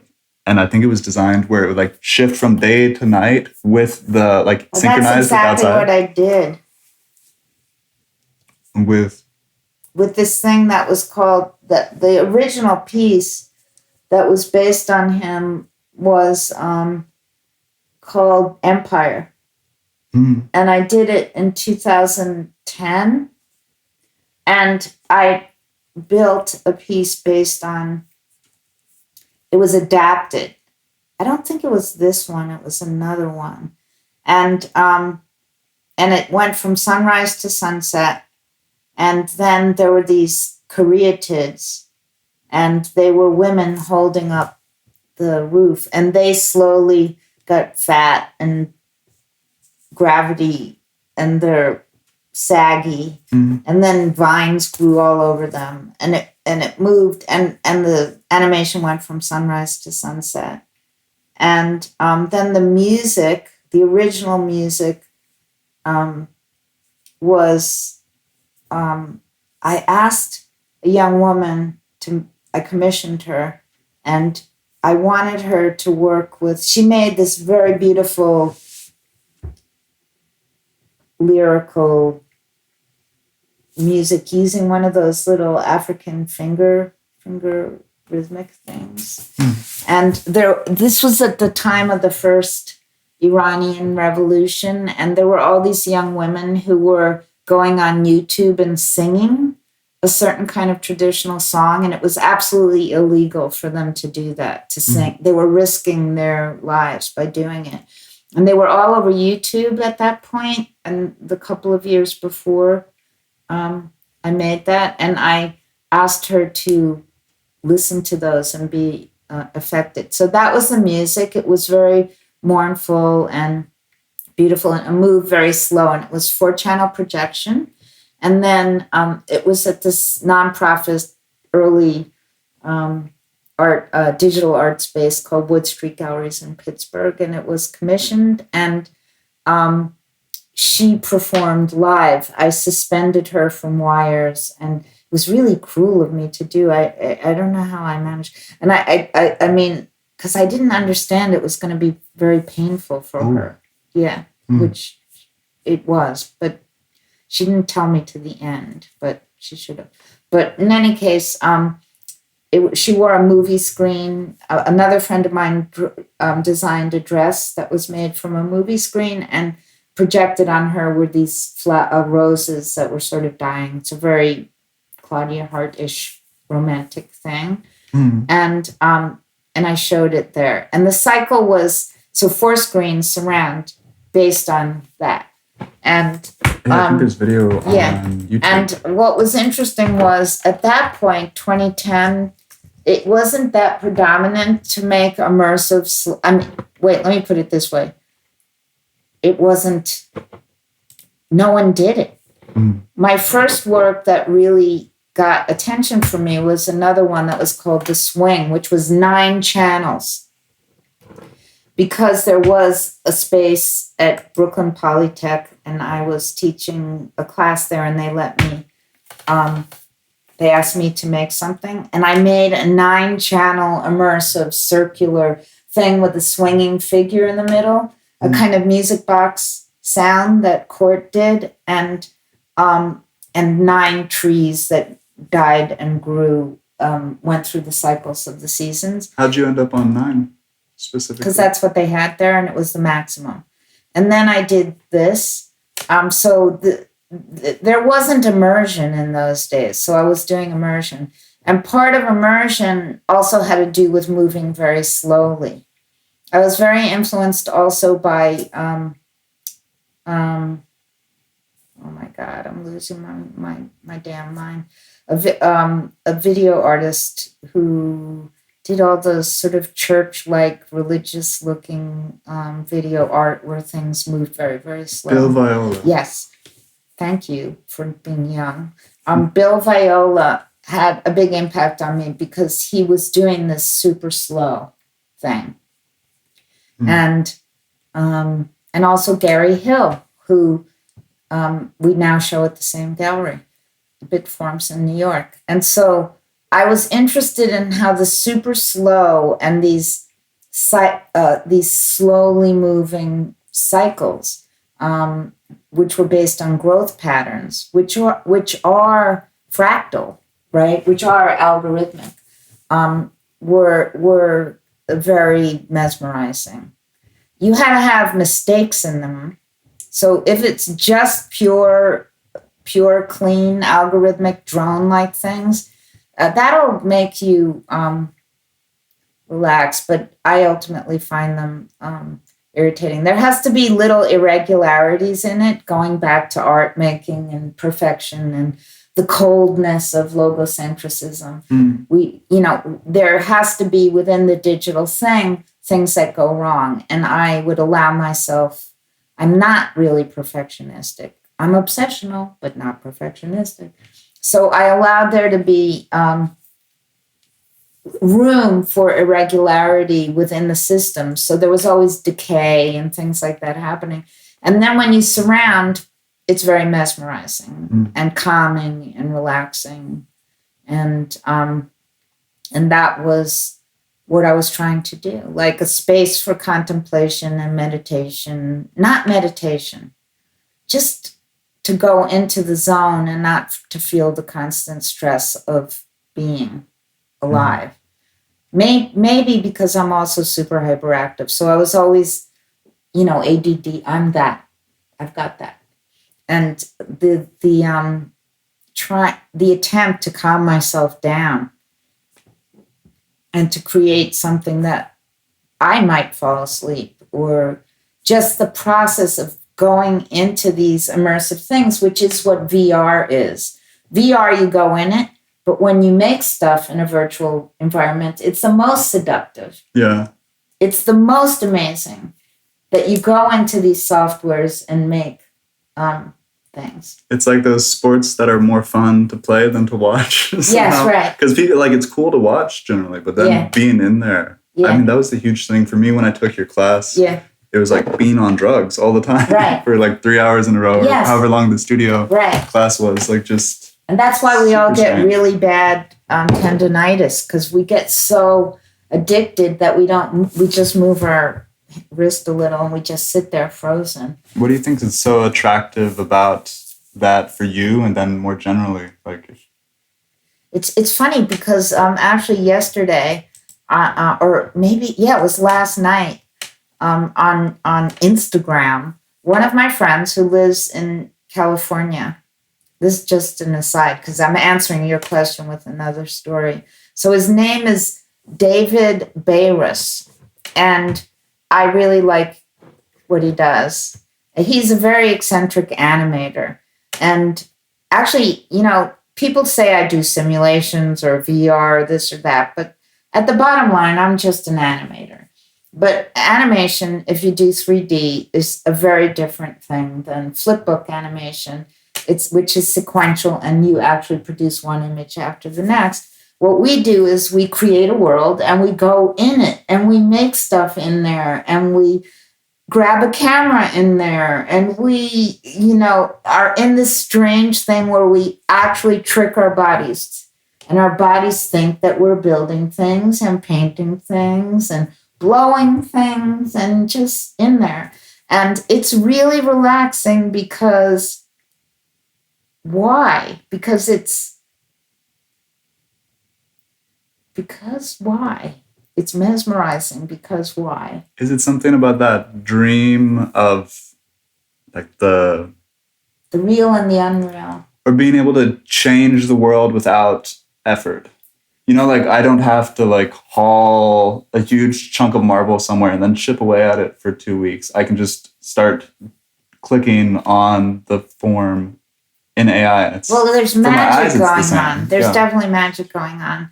And then, but it's the Freudian uncanny where you feel it's real and not real. It's sort of a dead space, but you have this sense that you're building and moving, but it's actually nothing. Because going back to David, my friend, he just did this amazing animation where he took the tap dancer, that famous tap dancing movie from the 40s or 50s. I can't remember the name of that. The Red Shoes? No, it was a man, like Fred Astaire, and it wasn't Fred Astaire, it was the other guy. Anyway, he found a new technology where you could take from this canonical movie the tap dance sequence, and you can actually have it get a skeleton, a 3D skeleton. Like just from analyzing the frames? Or? Yeah. Like it's photogrammetry, except it's able to translate it into, I don't know how the hell that, it must be, I have to ask him, because he told me he was working on it. So he put it onto Instagram, and it was so uncanny and extraordinary to watch this fantastical, weird character in this room that looks almost like a space capsule, tap dancing, this human, but tremendously graceful, greatest tap dancer there ever was, but very human with all the tiny flaws in it. Going back to flaws. So it's very uncanny and fascinating. So and I looked at it late last night over and over again. And I said, David, it's amazing. I said, there's some, animating is better than life, isn't it? The act of animating that was what I left him as a message. Unfortunately, everything that comes after, putting it into real life, is hell. But creating animations is better than being living. It actually is. And he wrote me back and said, yes, totally. And then this guy who wasn't an animator, I guess, writes, he wasn't being mean or anything. He said, I have no idea what you're talking about. What do you mean? He was sort of like, what? What do you mean? So, yeah, why do you think that is? Yeah. So far, we haven't come up with a reason. Why is it so hypnagogic and mesmerizing to be in virtuality and build things? Hopefully this isn't, I'll see if I can pull it in, but it pops into my head. There's this thing with, I guess it was something about the COVID lockdowns, got it really into reading old books about mysticism and stuff. Yeah. At the end of the day, I feel like I'm a materialist in my outlook, but then it's I should be able to account for these other things too. Look at the hard questions, not just the more easy ones. And so in one of these readings, I think the phrase is astral bodies. Yeah. This idea of which I think has connections to neuroscience concepts now. It was kind of proto-neuroscientific. Yeah, right. This idea that the brain kind of creates this self-image of itself or of the human figure. So all of us are kind of going around in our day. Yeah. And we have this kind of internal model of my arm is here, my head is here, I have this color hair. Yeah. And that's kind of running at a certain level in the background. Yeah. And I don't know, I think that's the magical thing about watching an animation. I'm thinking of those classic Japanese anime Akira, just where these crazy things happen to bodies and it feels so mythic and insane. But then you feel it as you watch it. Yeah. When you watch it, but when you make it, you really feel it. And if you're immersed, if you do VR, if you are in a good VR world like that one that you just showed me, the boule, circular, symmetrical, sacred, magical geometry thing, you feel it just from walking around in it. And that's why, so when we were talking in the beginning about logocentric digital art, and then, so I don't feel I'm a digital artist. I think what I do has to do with virtual space and virtual animation and making it, and others being able to go in there and participate in it. Nor does it have anything to do with gaming. It's an infinite game when we talked about the infinite game. So you go and play in there, but there is no goal. There is no, and an infinite game is, but what is an infinite game? You know, like it's the same thing. Like when we're in there animating, we're doing these little activities, right? It's some kind of weird trompe-l'oeil, right? Where you think you're in your body, but you're not. Yeah. And so it's like we're able to short circuit the kind of normal sensory feedback loop of, I move around, my input changes because I'm in a different part of the room, looking at a different thing. Right. All of that happens while we're perfectly still, except for maybe moving around a mouse. Right. And it's sort of like doing drugs or something. And also, if you're hyperactive, like me, very stressed out a lot, and, you know, I have like normally I'm super anxious, and like Patricia, she's totally that. Yeah. I'm that too. Right. So, and that's why, of course, we liked each other and we worked with Brittany. So doing that, it's something about the brain. You know what I mean? I enter an algorithm, or it does something to my brain waves, and it slows me down. I mean, maybe that's why people love those screensaver things, you know, because it calms you down. Another thing that popped into my head, I was watching like some YouTube channel where he describes scientific papers, and he was talking about like this was a few years ago, an AI system that was designed to solve digital mazes. Yeah. And then it gets its little reward function if it gets through the maze successfully. But then if you put a TV running a live stream in the maze, it like gets really good at just knocking out these mazes. But if it ever sees a TV in the maze, it just stops and stares at the TV forever, because it like short circuits the novelty function. Like, or what? somehow. Yeah. Wait, can you say that again? So like can we turn on the light? Let me. Wait, maybe we should turn on a light and not that spotlight. Yeah, it's very Pixar. You want it's to? Like it's like it is the Pixar. Yeah. Wait, will you explain that again?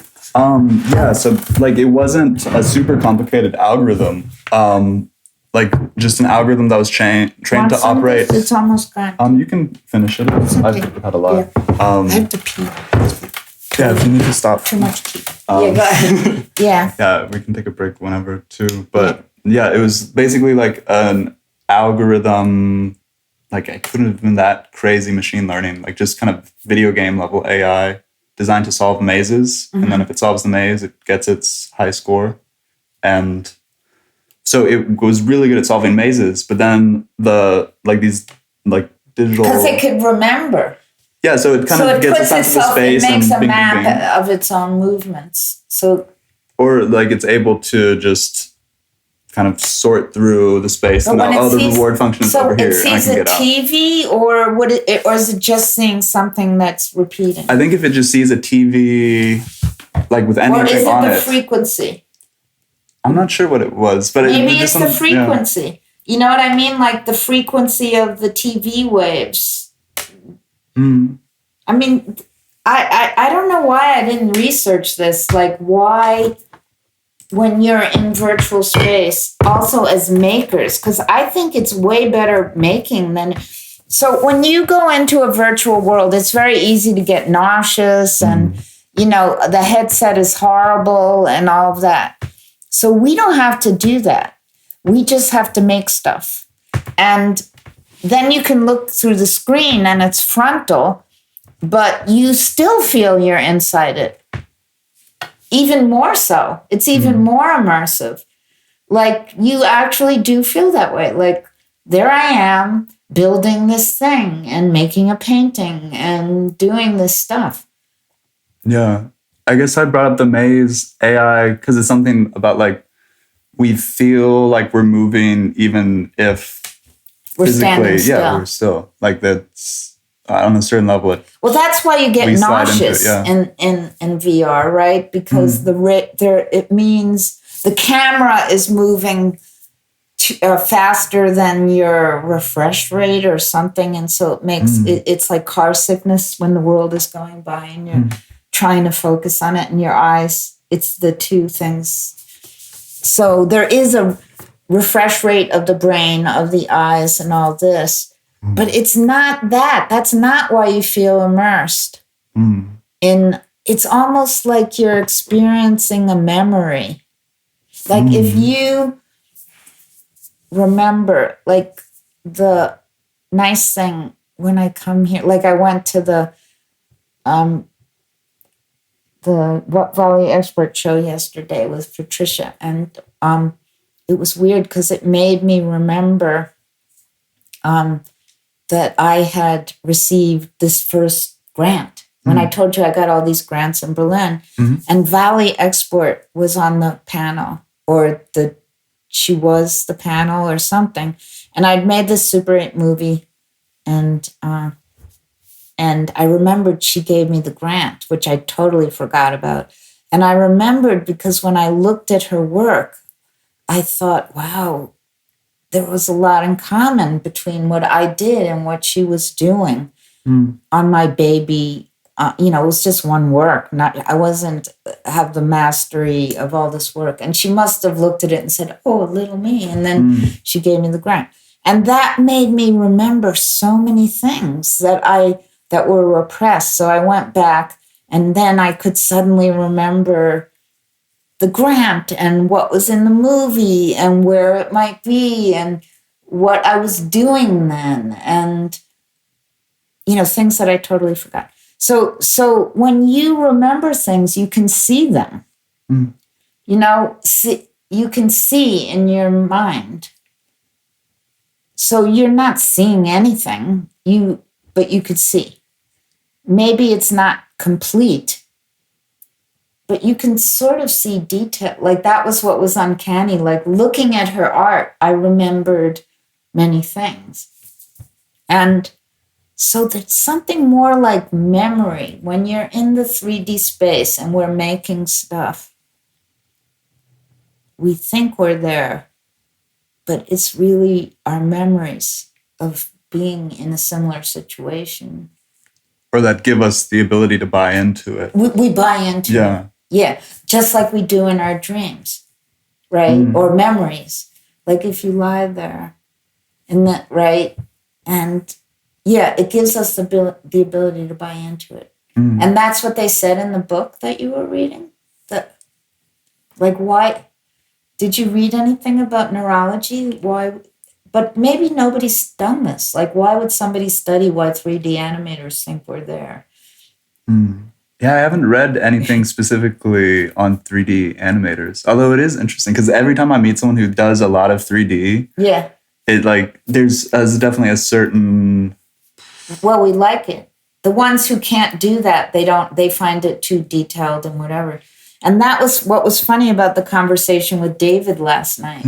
Although for me it was late at night, but he was in San Francisco. So it was like, yeah, it is better than life. Right? Yeah, like it's almost a weirdly religious thing for people. Yeah. Yeah. And then this weird other guy who was just a normal person, he was somehow upset by it all. Like what? What are you talking? It's like, that can't be. It sounds like metaphysics. It sounds like religion.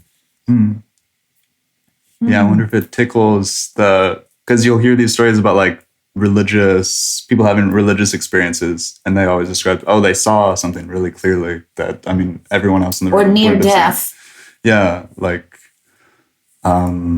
there's the story, like Philip K. Dick, like the Blade Runner author. Yes, I know, and I read. Like, did you ever read his yes, I've read everything. Like so the exegesis towards. I don't know if I remember that. So that was after, because he had like a visionary experience, like maybe 10 years before he died, and then just got obsessed with like, what was that? Like where, like, I think then maybe I didn't follow him from that point on. Yeah. Like, so I don't think it was published during his life, but so he has this like visionary experience where I think like a door-to-door saleswoman is coming to his door or someone delivering medicine. Yeah.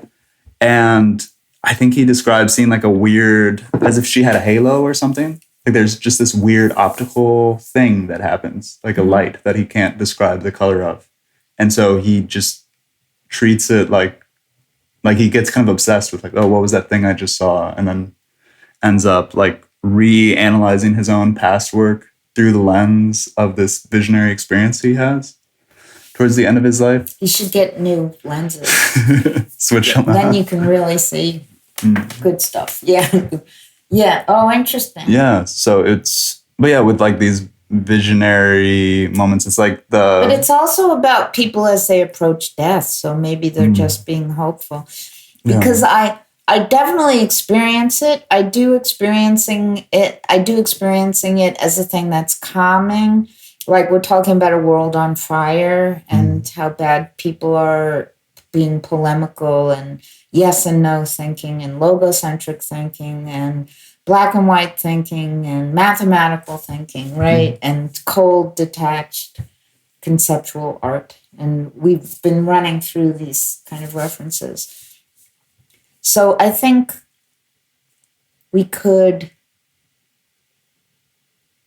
they give it to trauma victims to go and you go in VR and supposedly it's helpful. Yeah? Yeah. Is this the same time as they're doing the mushroom therapy? Yeah, maybe. And they also they use it for people who have to relearn things like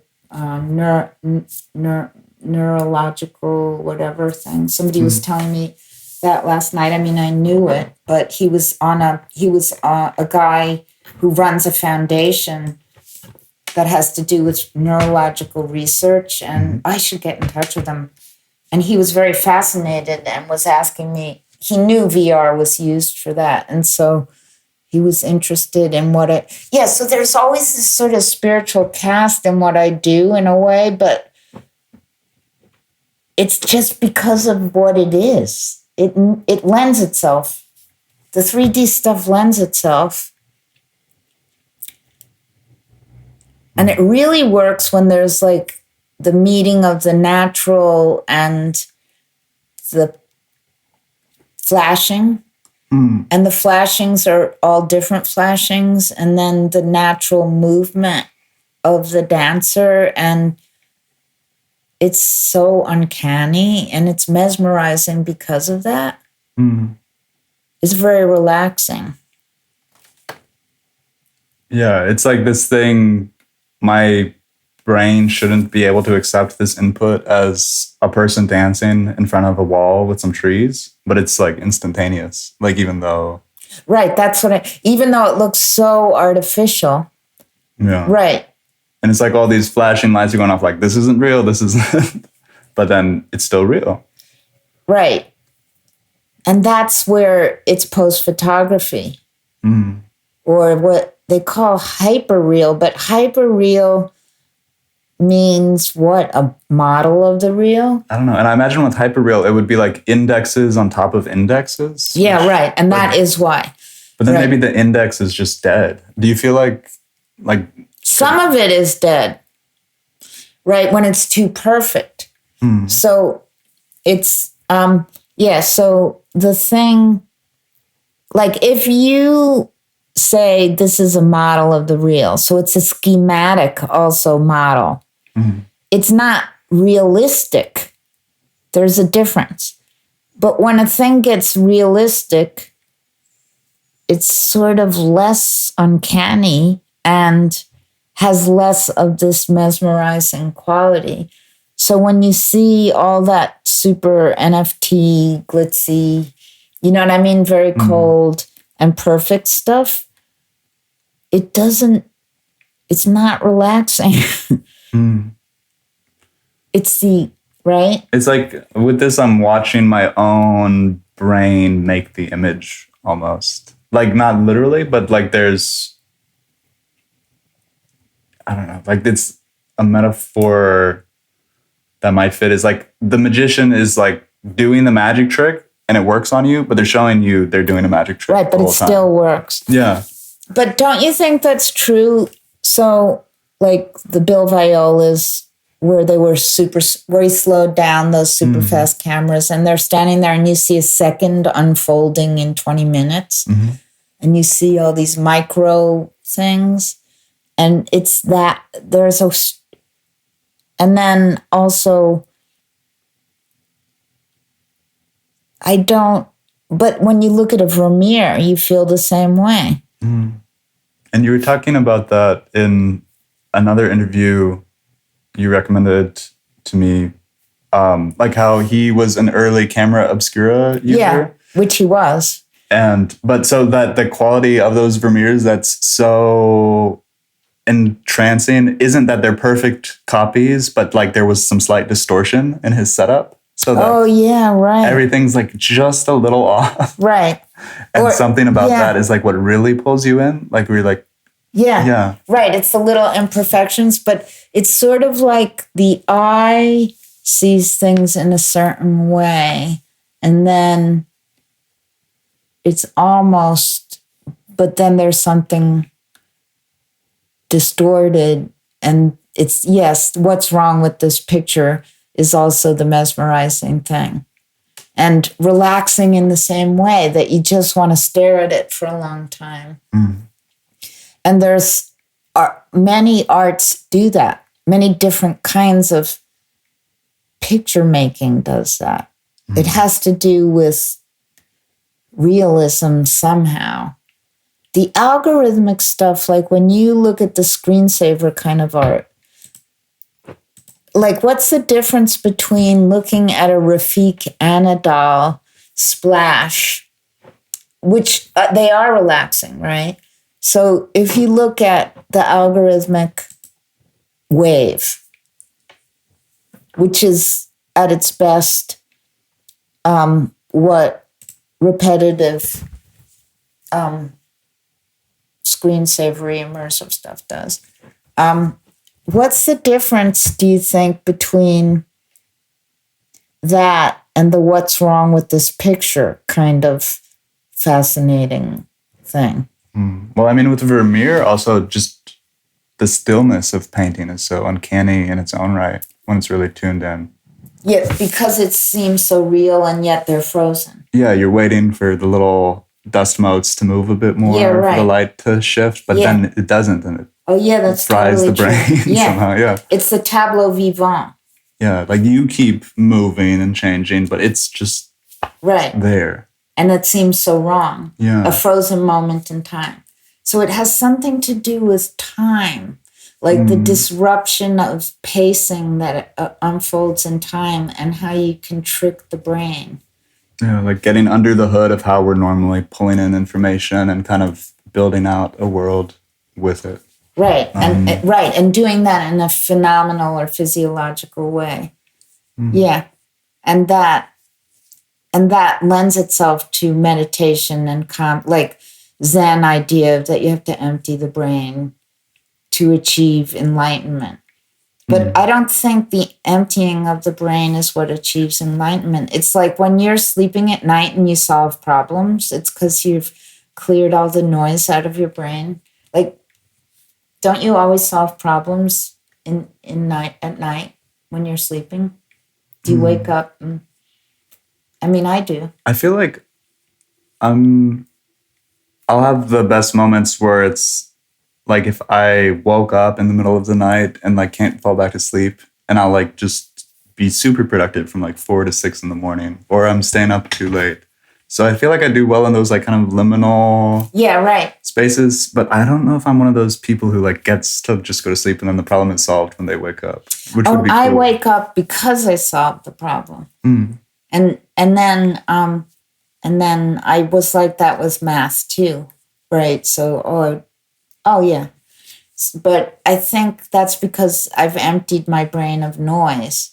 So when you meditate, which I don't do, but my meditating is doing 3D. And then, you know what I mean? It empties you in a certain way. And then you get enlightenment. You have an insight, or you solve the system or something through the emptiness. And so the frozen moment in time of the Vermeer, or the trancy environment that's what the trancy thing is. Mm. Screwing up your time. You know what I mean? Changing time out of time. Yeah. Right. Mm. That was another Edgar Allan Poe poem, right? Oh, really? Yeah. Oh, wait, can we look that up? I have to go pee, but I want to see that too. Yeah, I can. Should I pause this for a sec? Yes. Yeah. All right, we're back. And all looks good. Yeah, I found the poem, or I guess it's a poem he wrote about dreaming, kind of on the nose, just called Dreamland.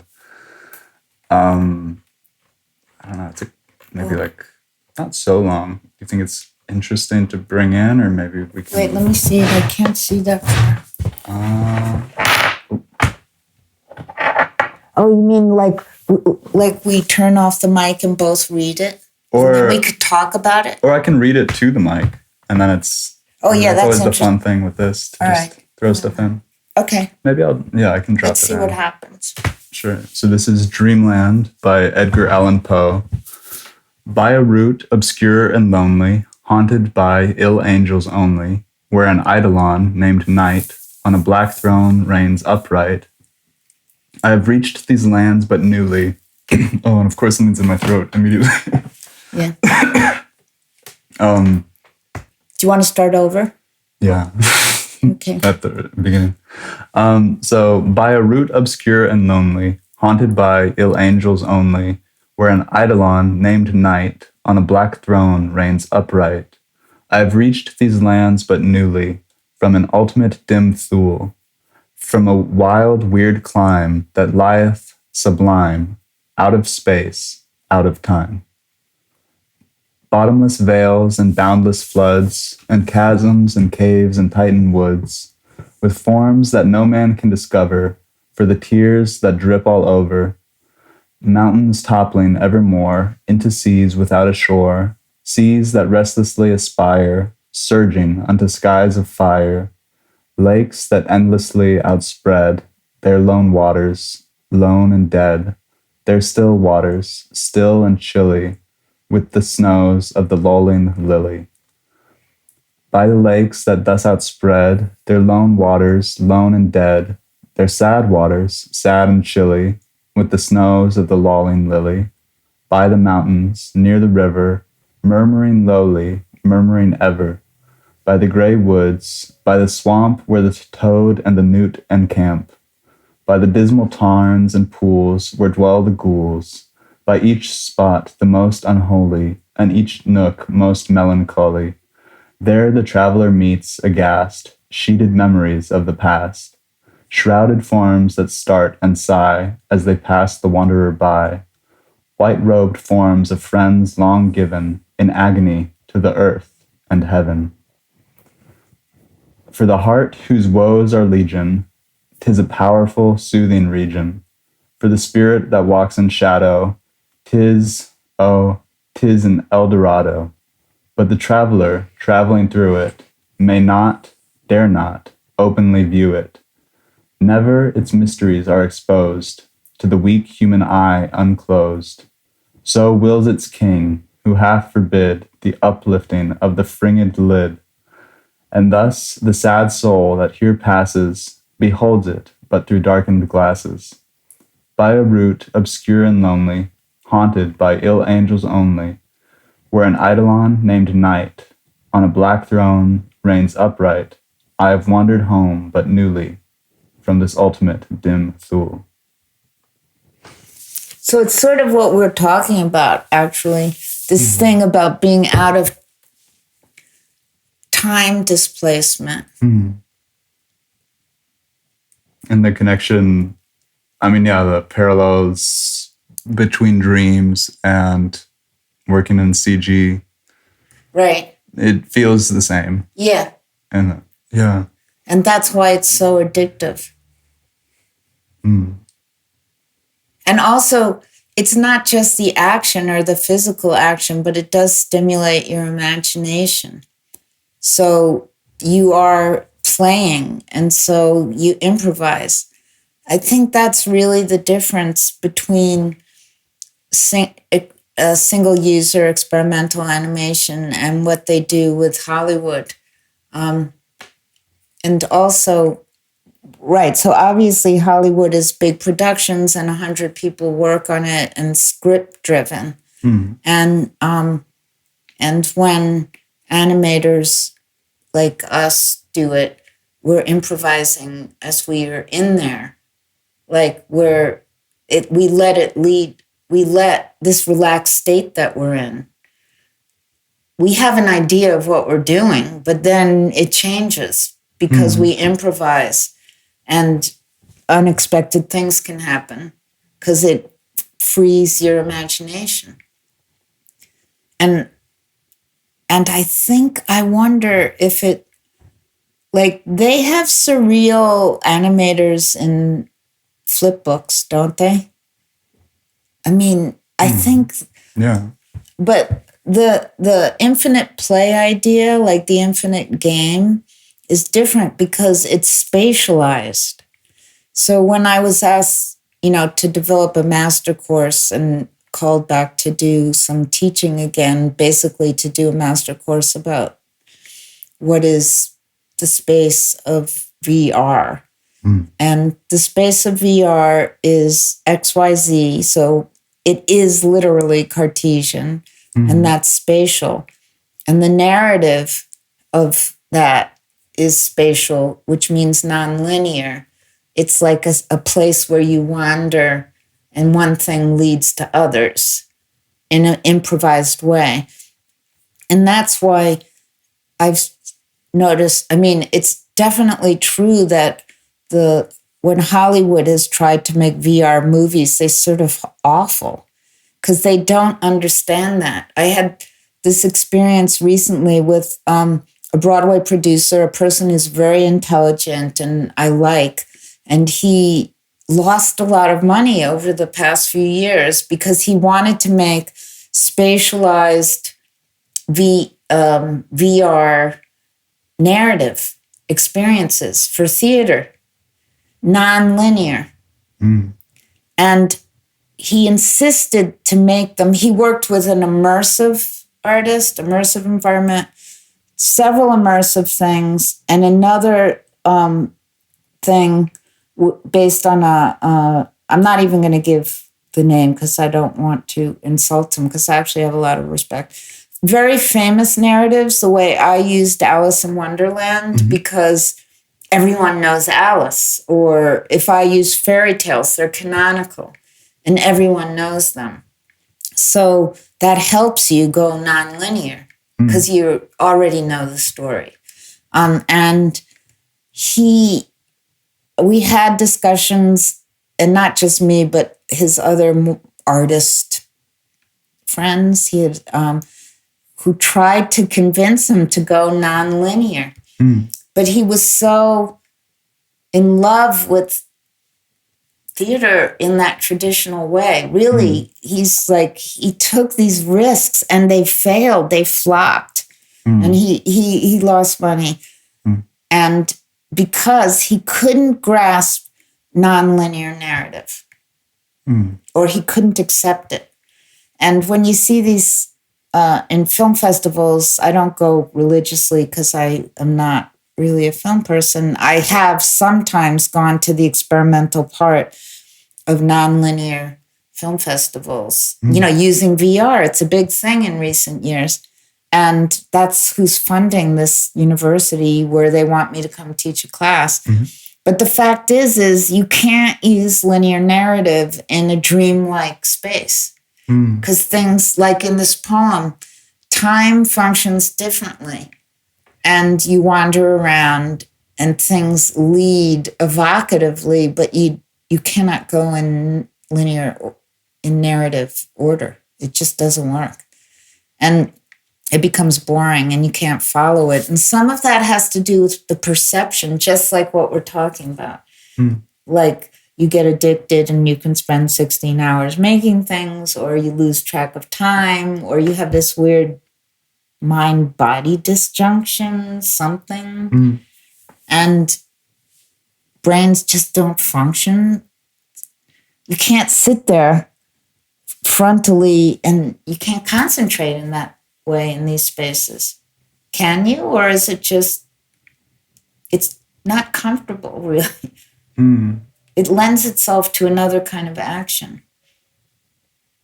Yeah, like a more, it does, like these new Apple VR headsets came out, and I just don't see why someone would watch a movie in the thing, you know? Like, yeah, right. Like that's one of the big appeals, like, oh, I can just watch a movie in the headset, where it opens up all these other things. But people, it's good for music or dancey things or, you know, performative things that are more bodily.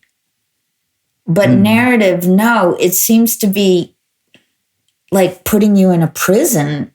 I don't know why. That's sort of what we don't get when we keep running into. There's something physiological that these experiences sort of force you to do or are good at doing, and it can't do other things. And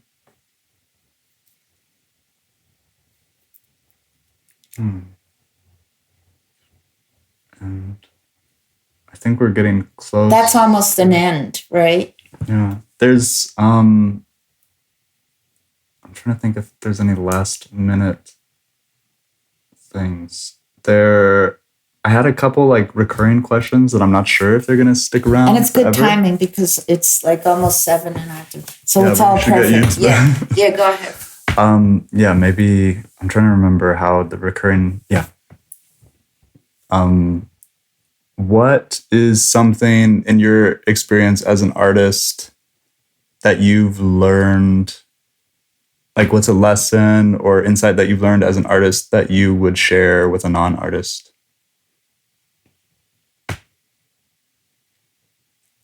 Mistakes are part of it, you know? I think failure is such a creative thing in art, right? We all know that. When we were talking about Patricia's new paintings, it's like, oh, yeah, we'll just sand it and add a little, like, oh, that's good. So the idea of art, as opposed to making a linear movie where it's like design, you have a preset idea and then you follow that.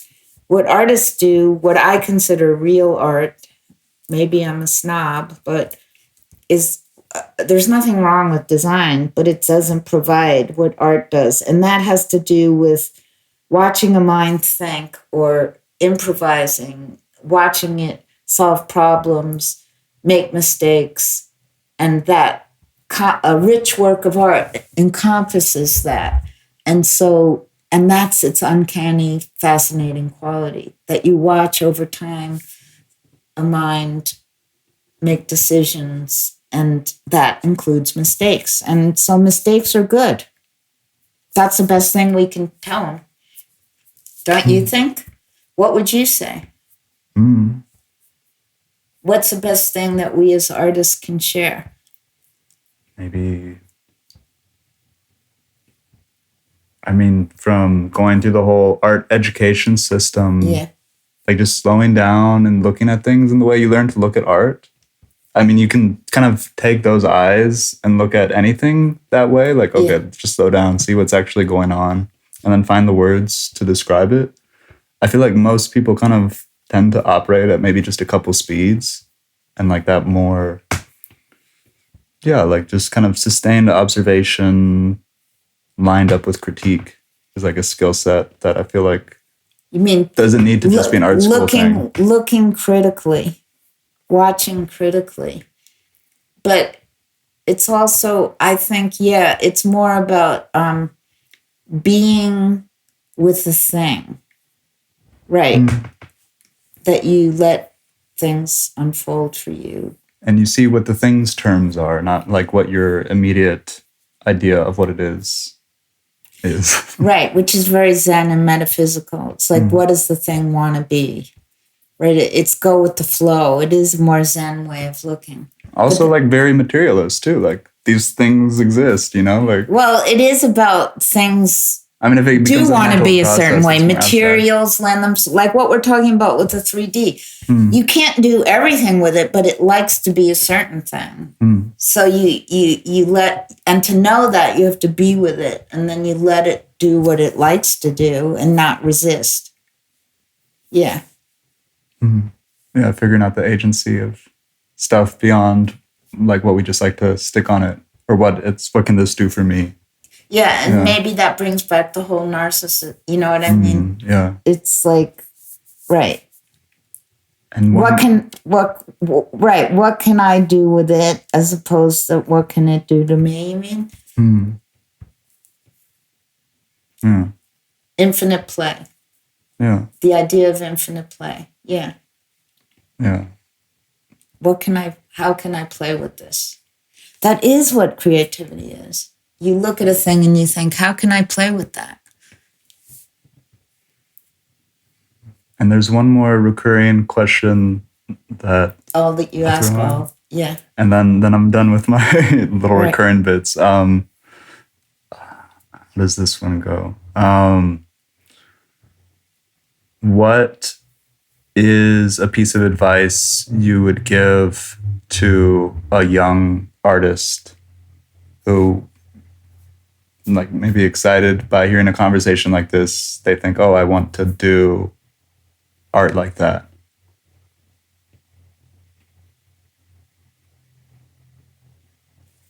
Don't be afraid to fail. I mean, that's the big thing.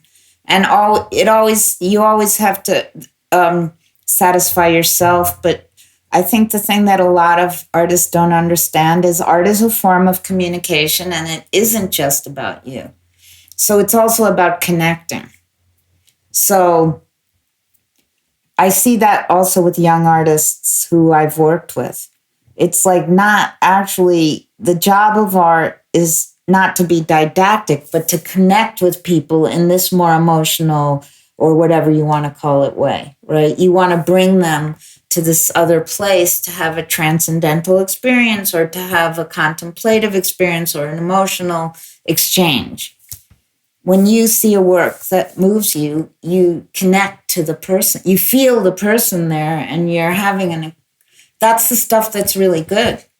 So it's not just about expressing yourself, but talking to someone, talking with someone. So you have to both be true to yourself, you know what I mean? But you also have to think, who's my audience? And what do I deeply want to say? What do I really want to share with them? And don't forget them, because it's a dialogue. Yeah, that's it.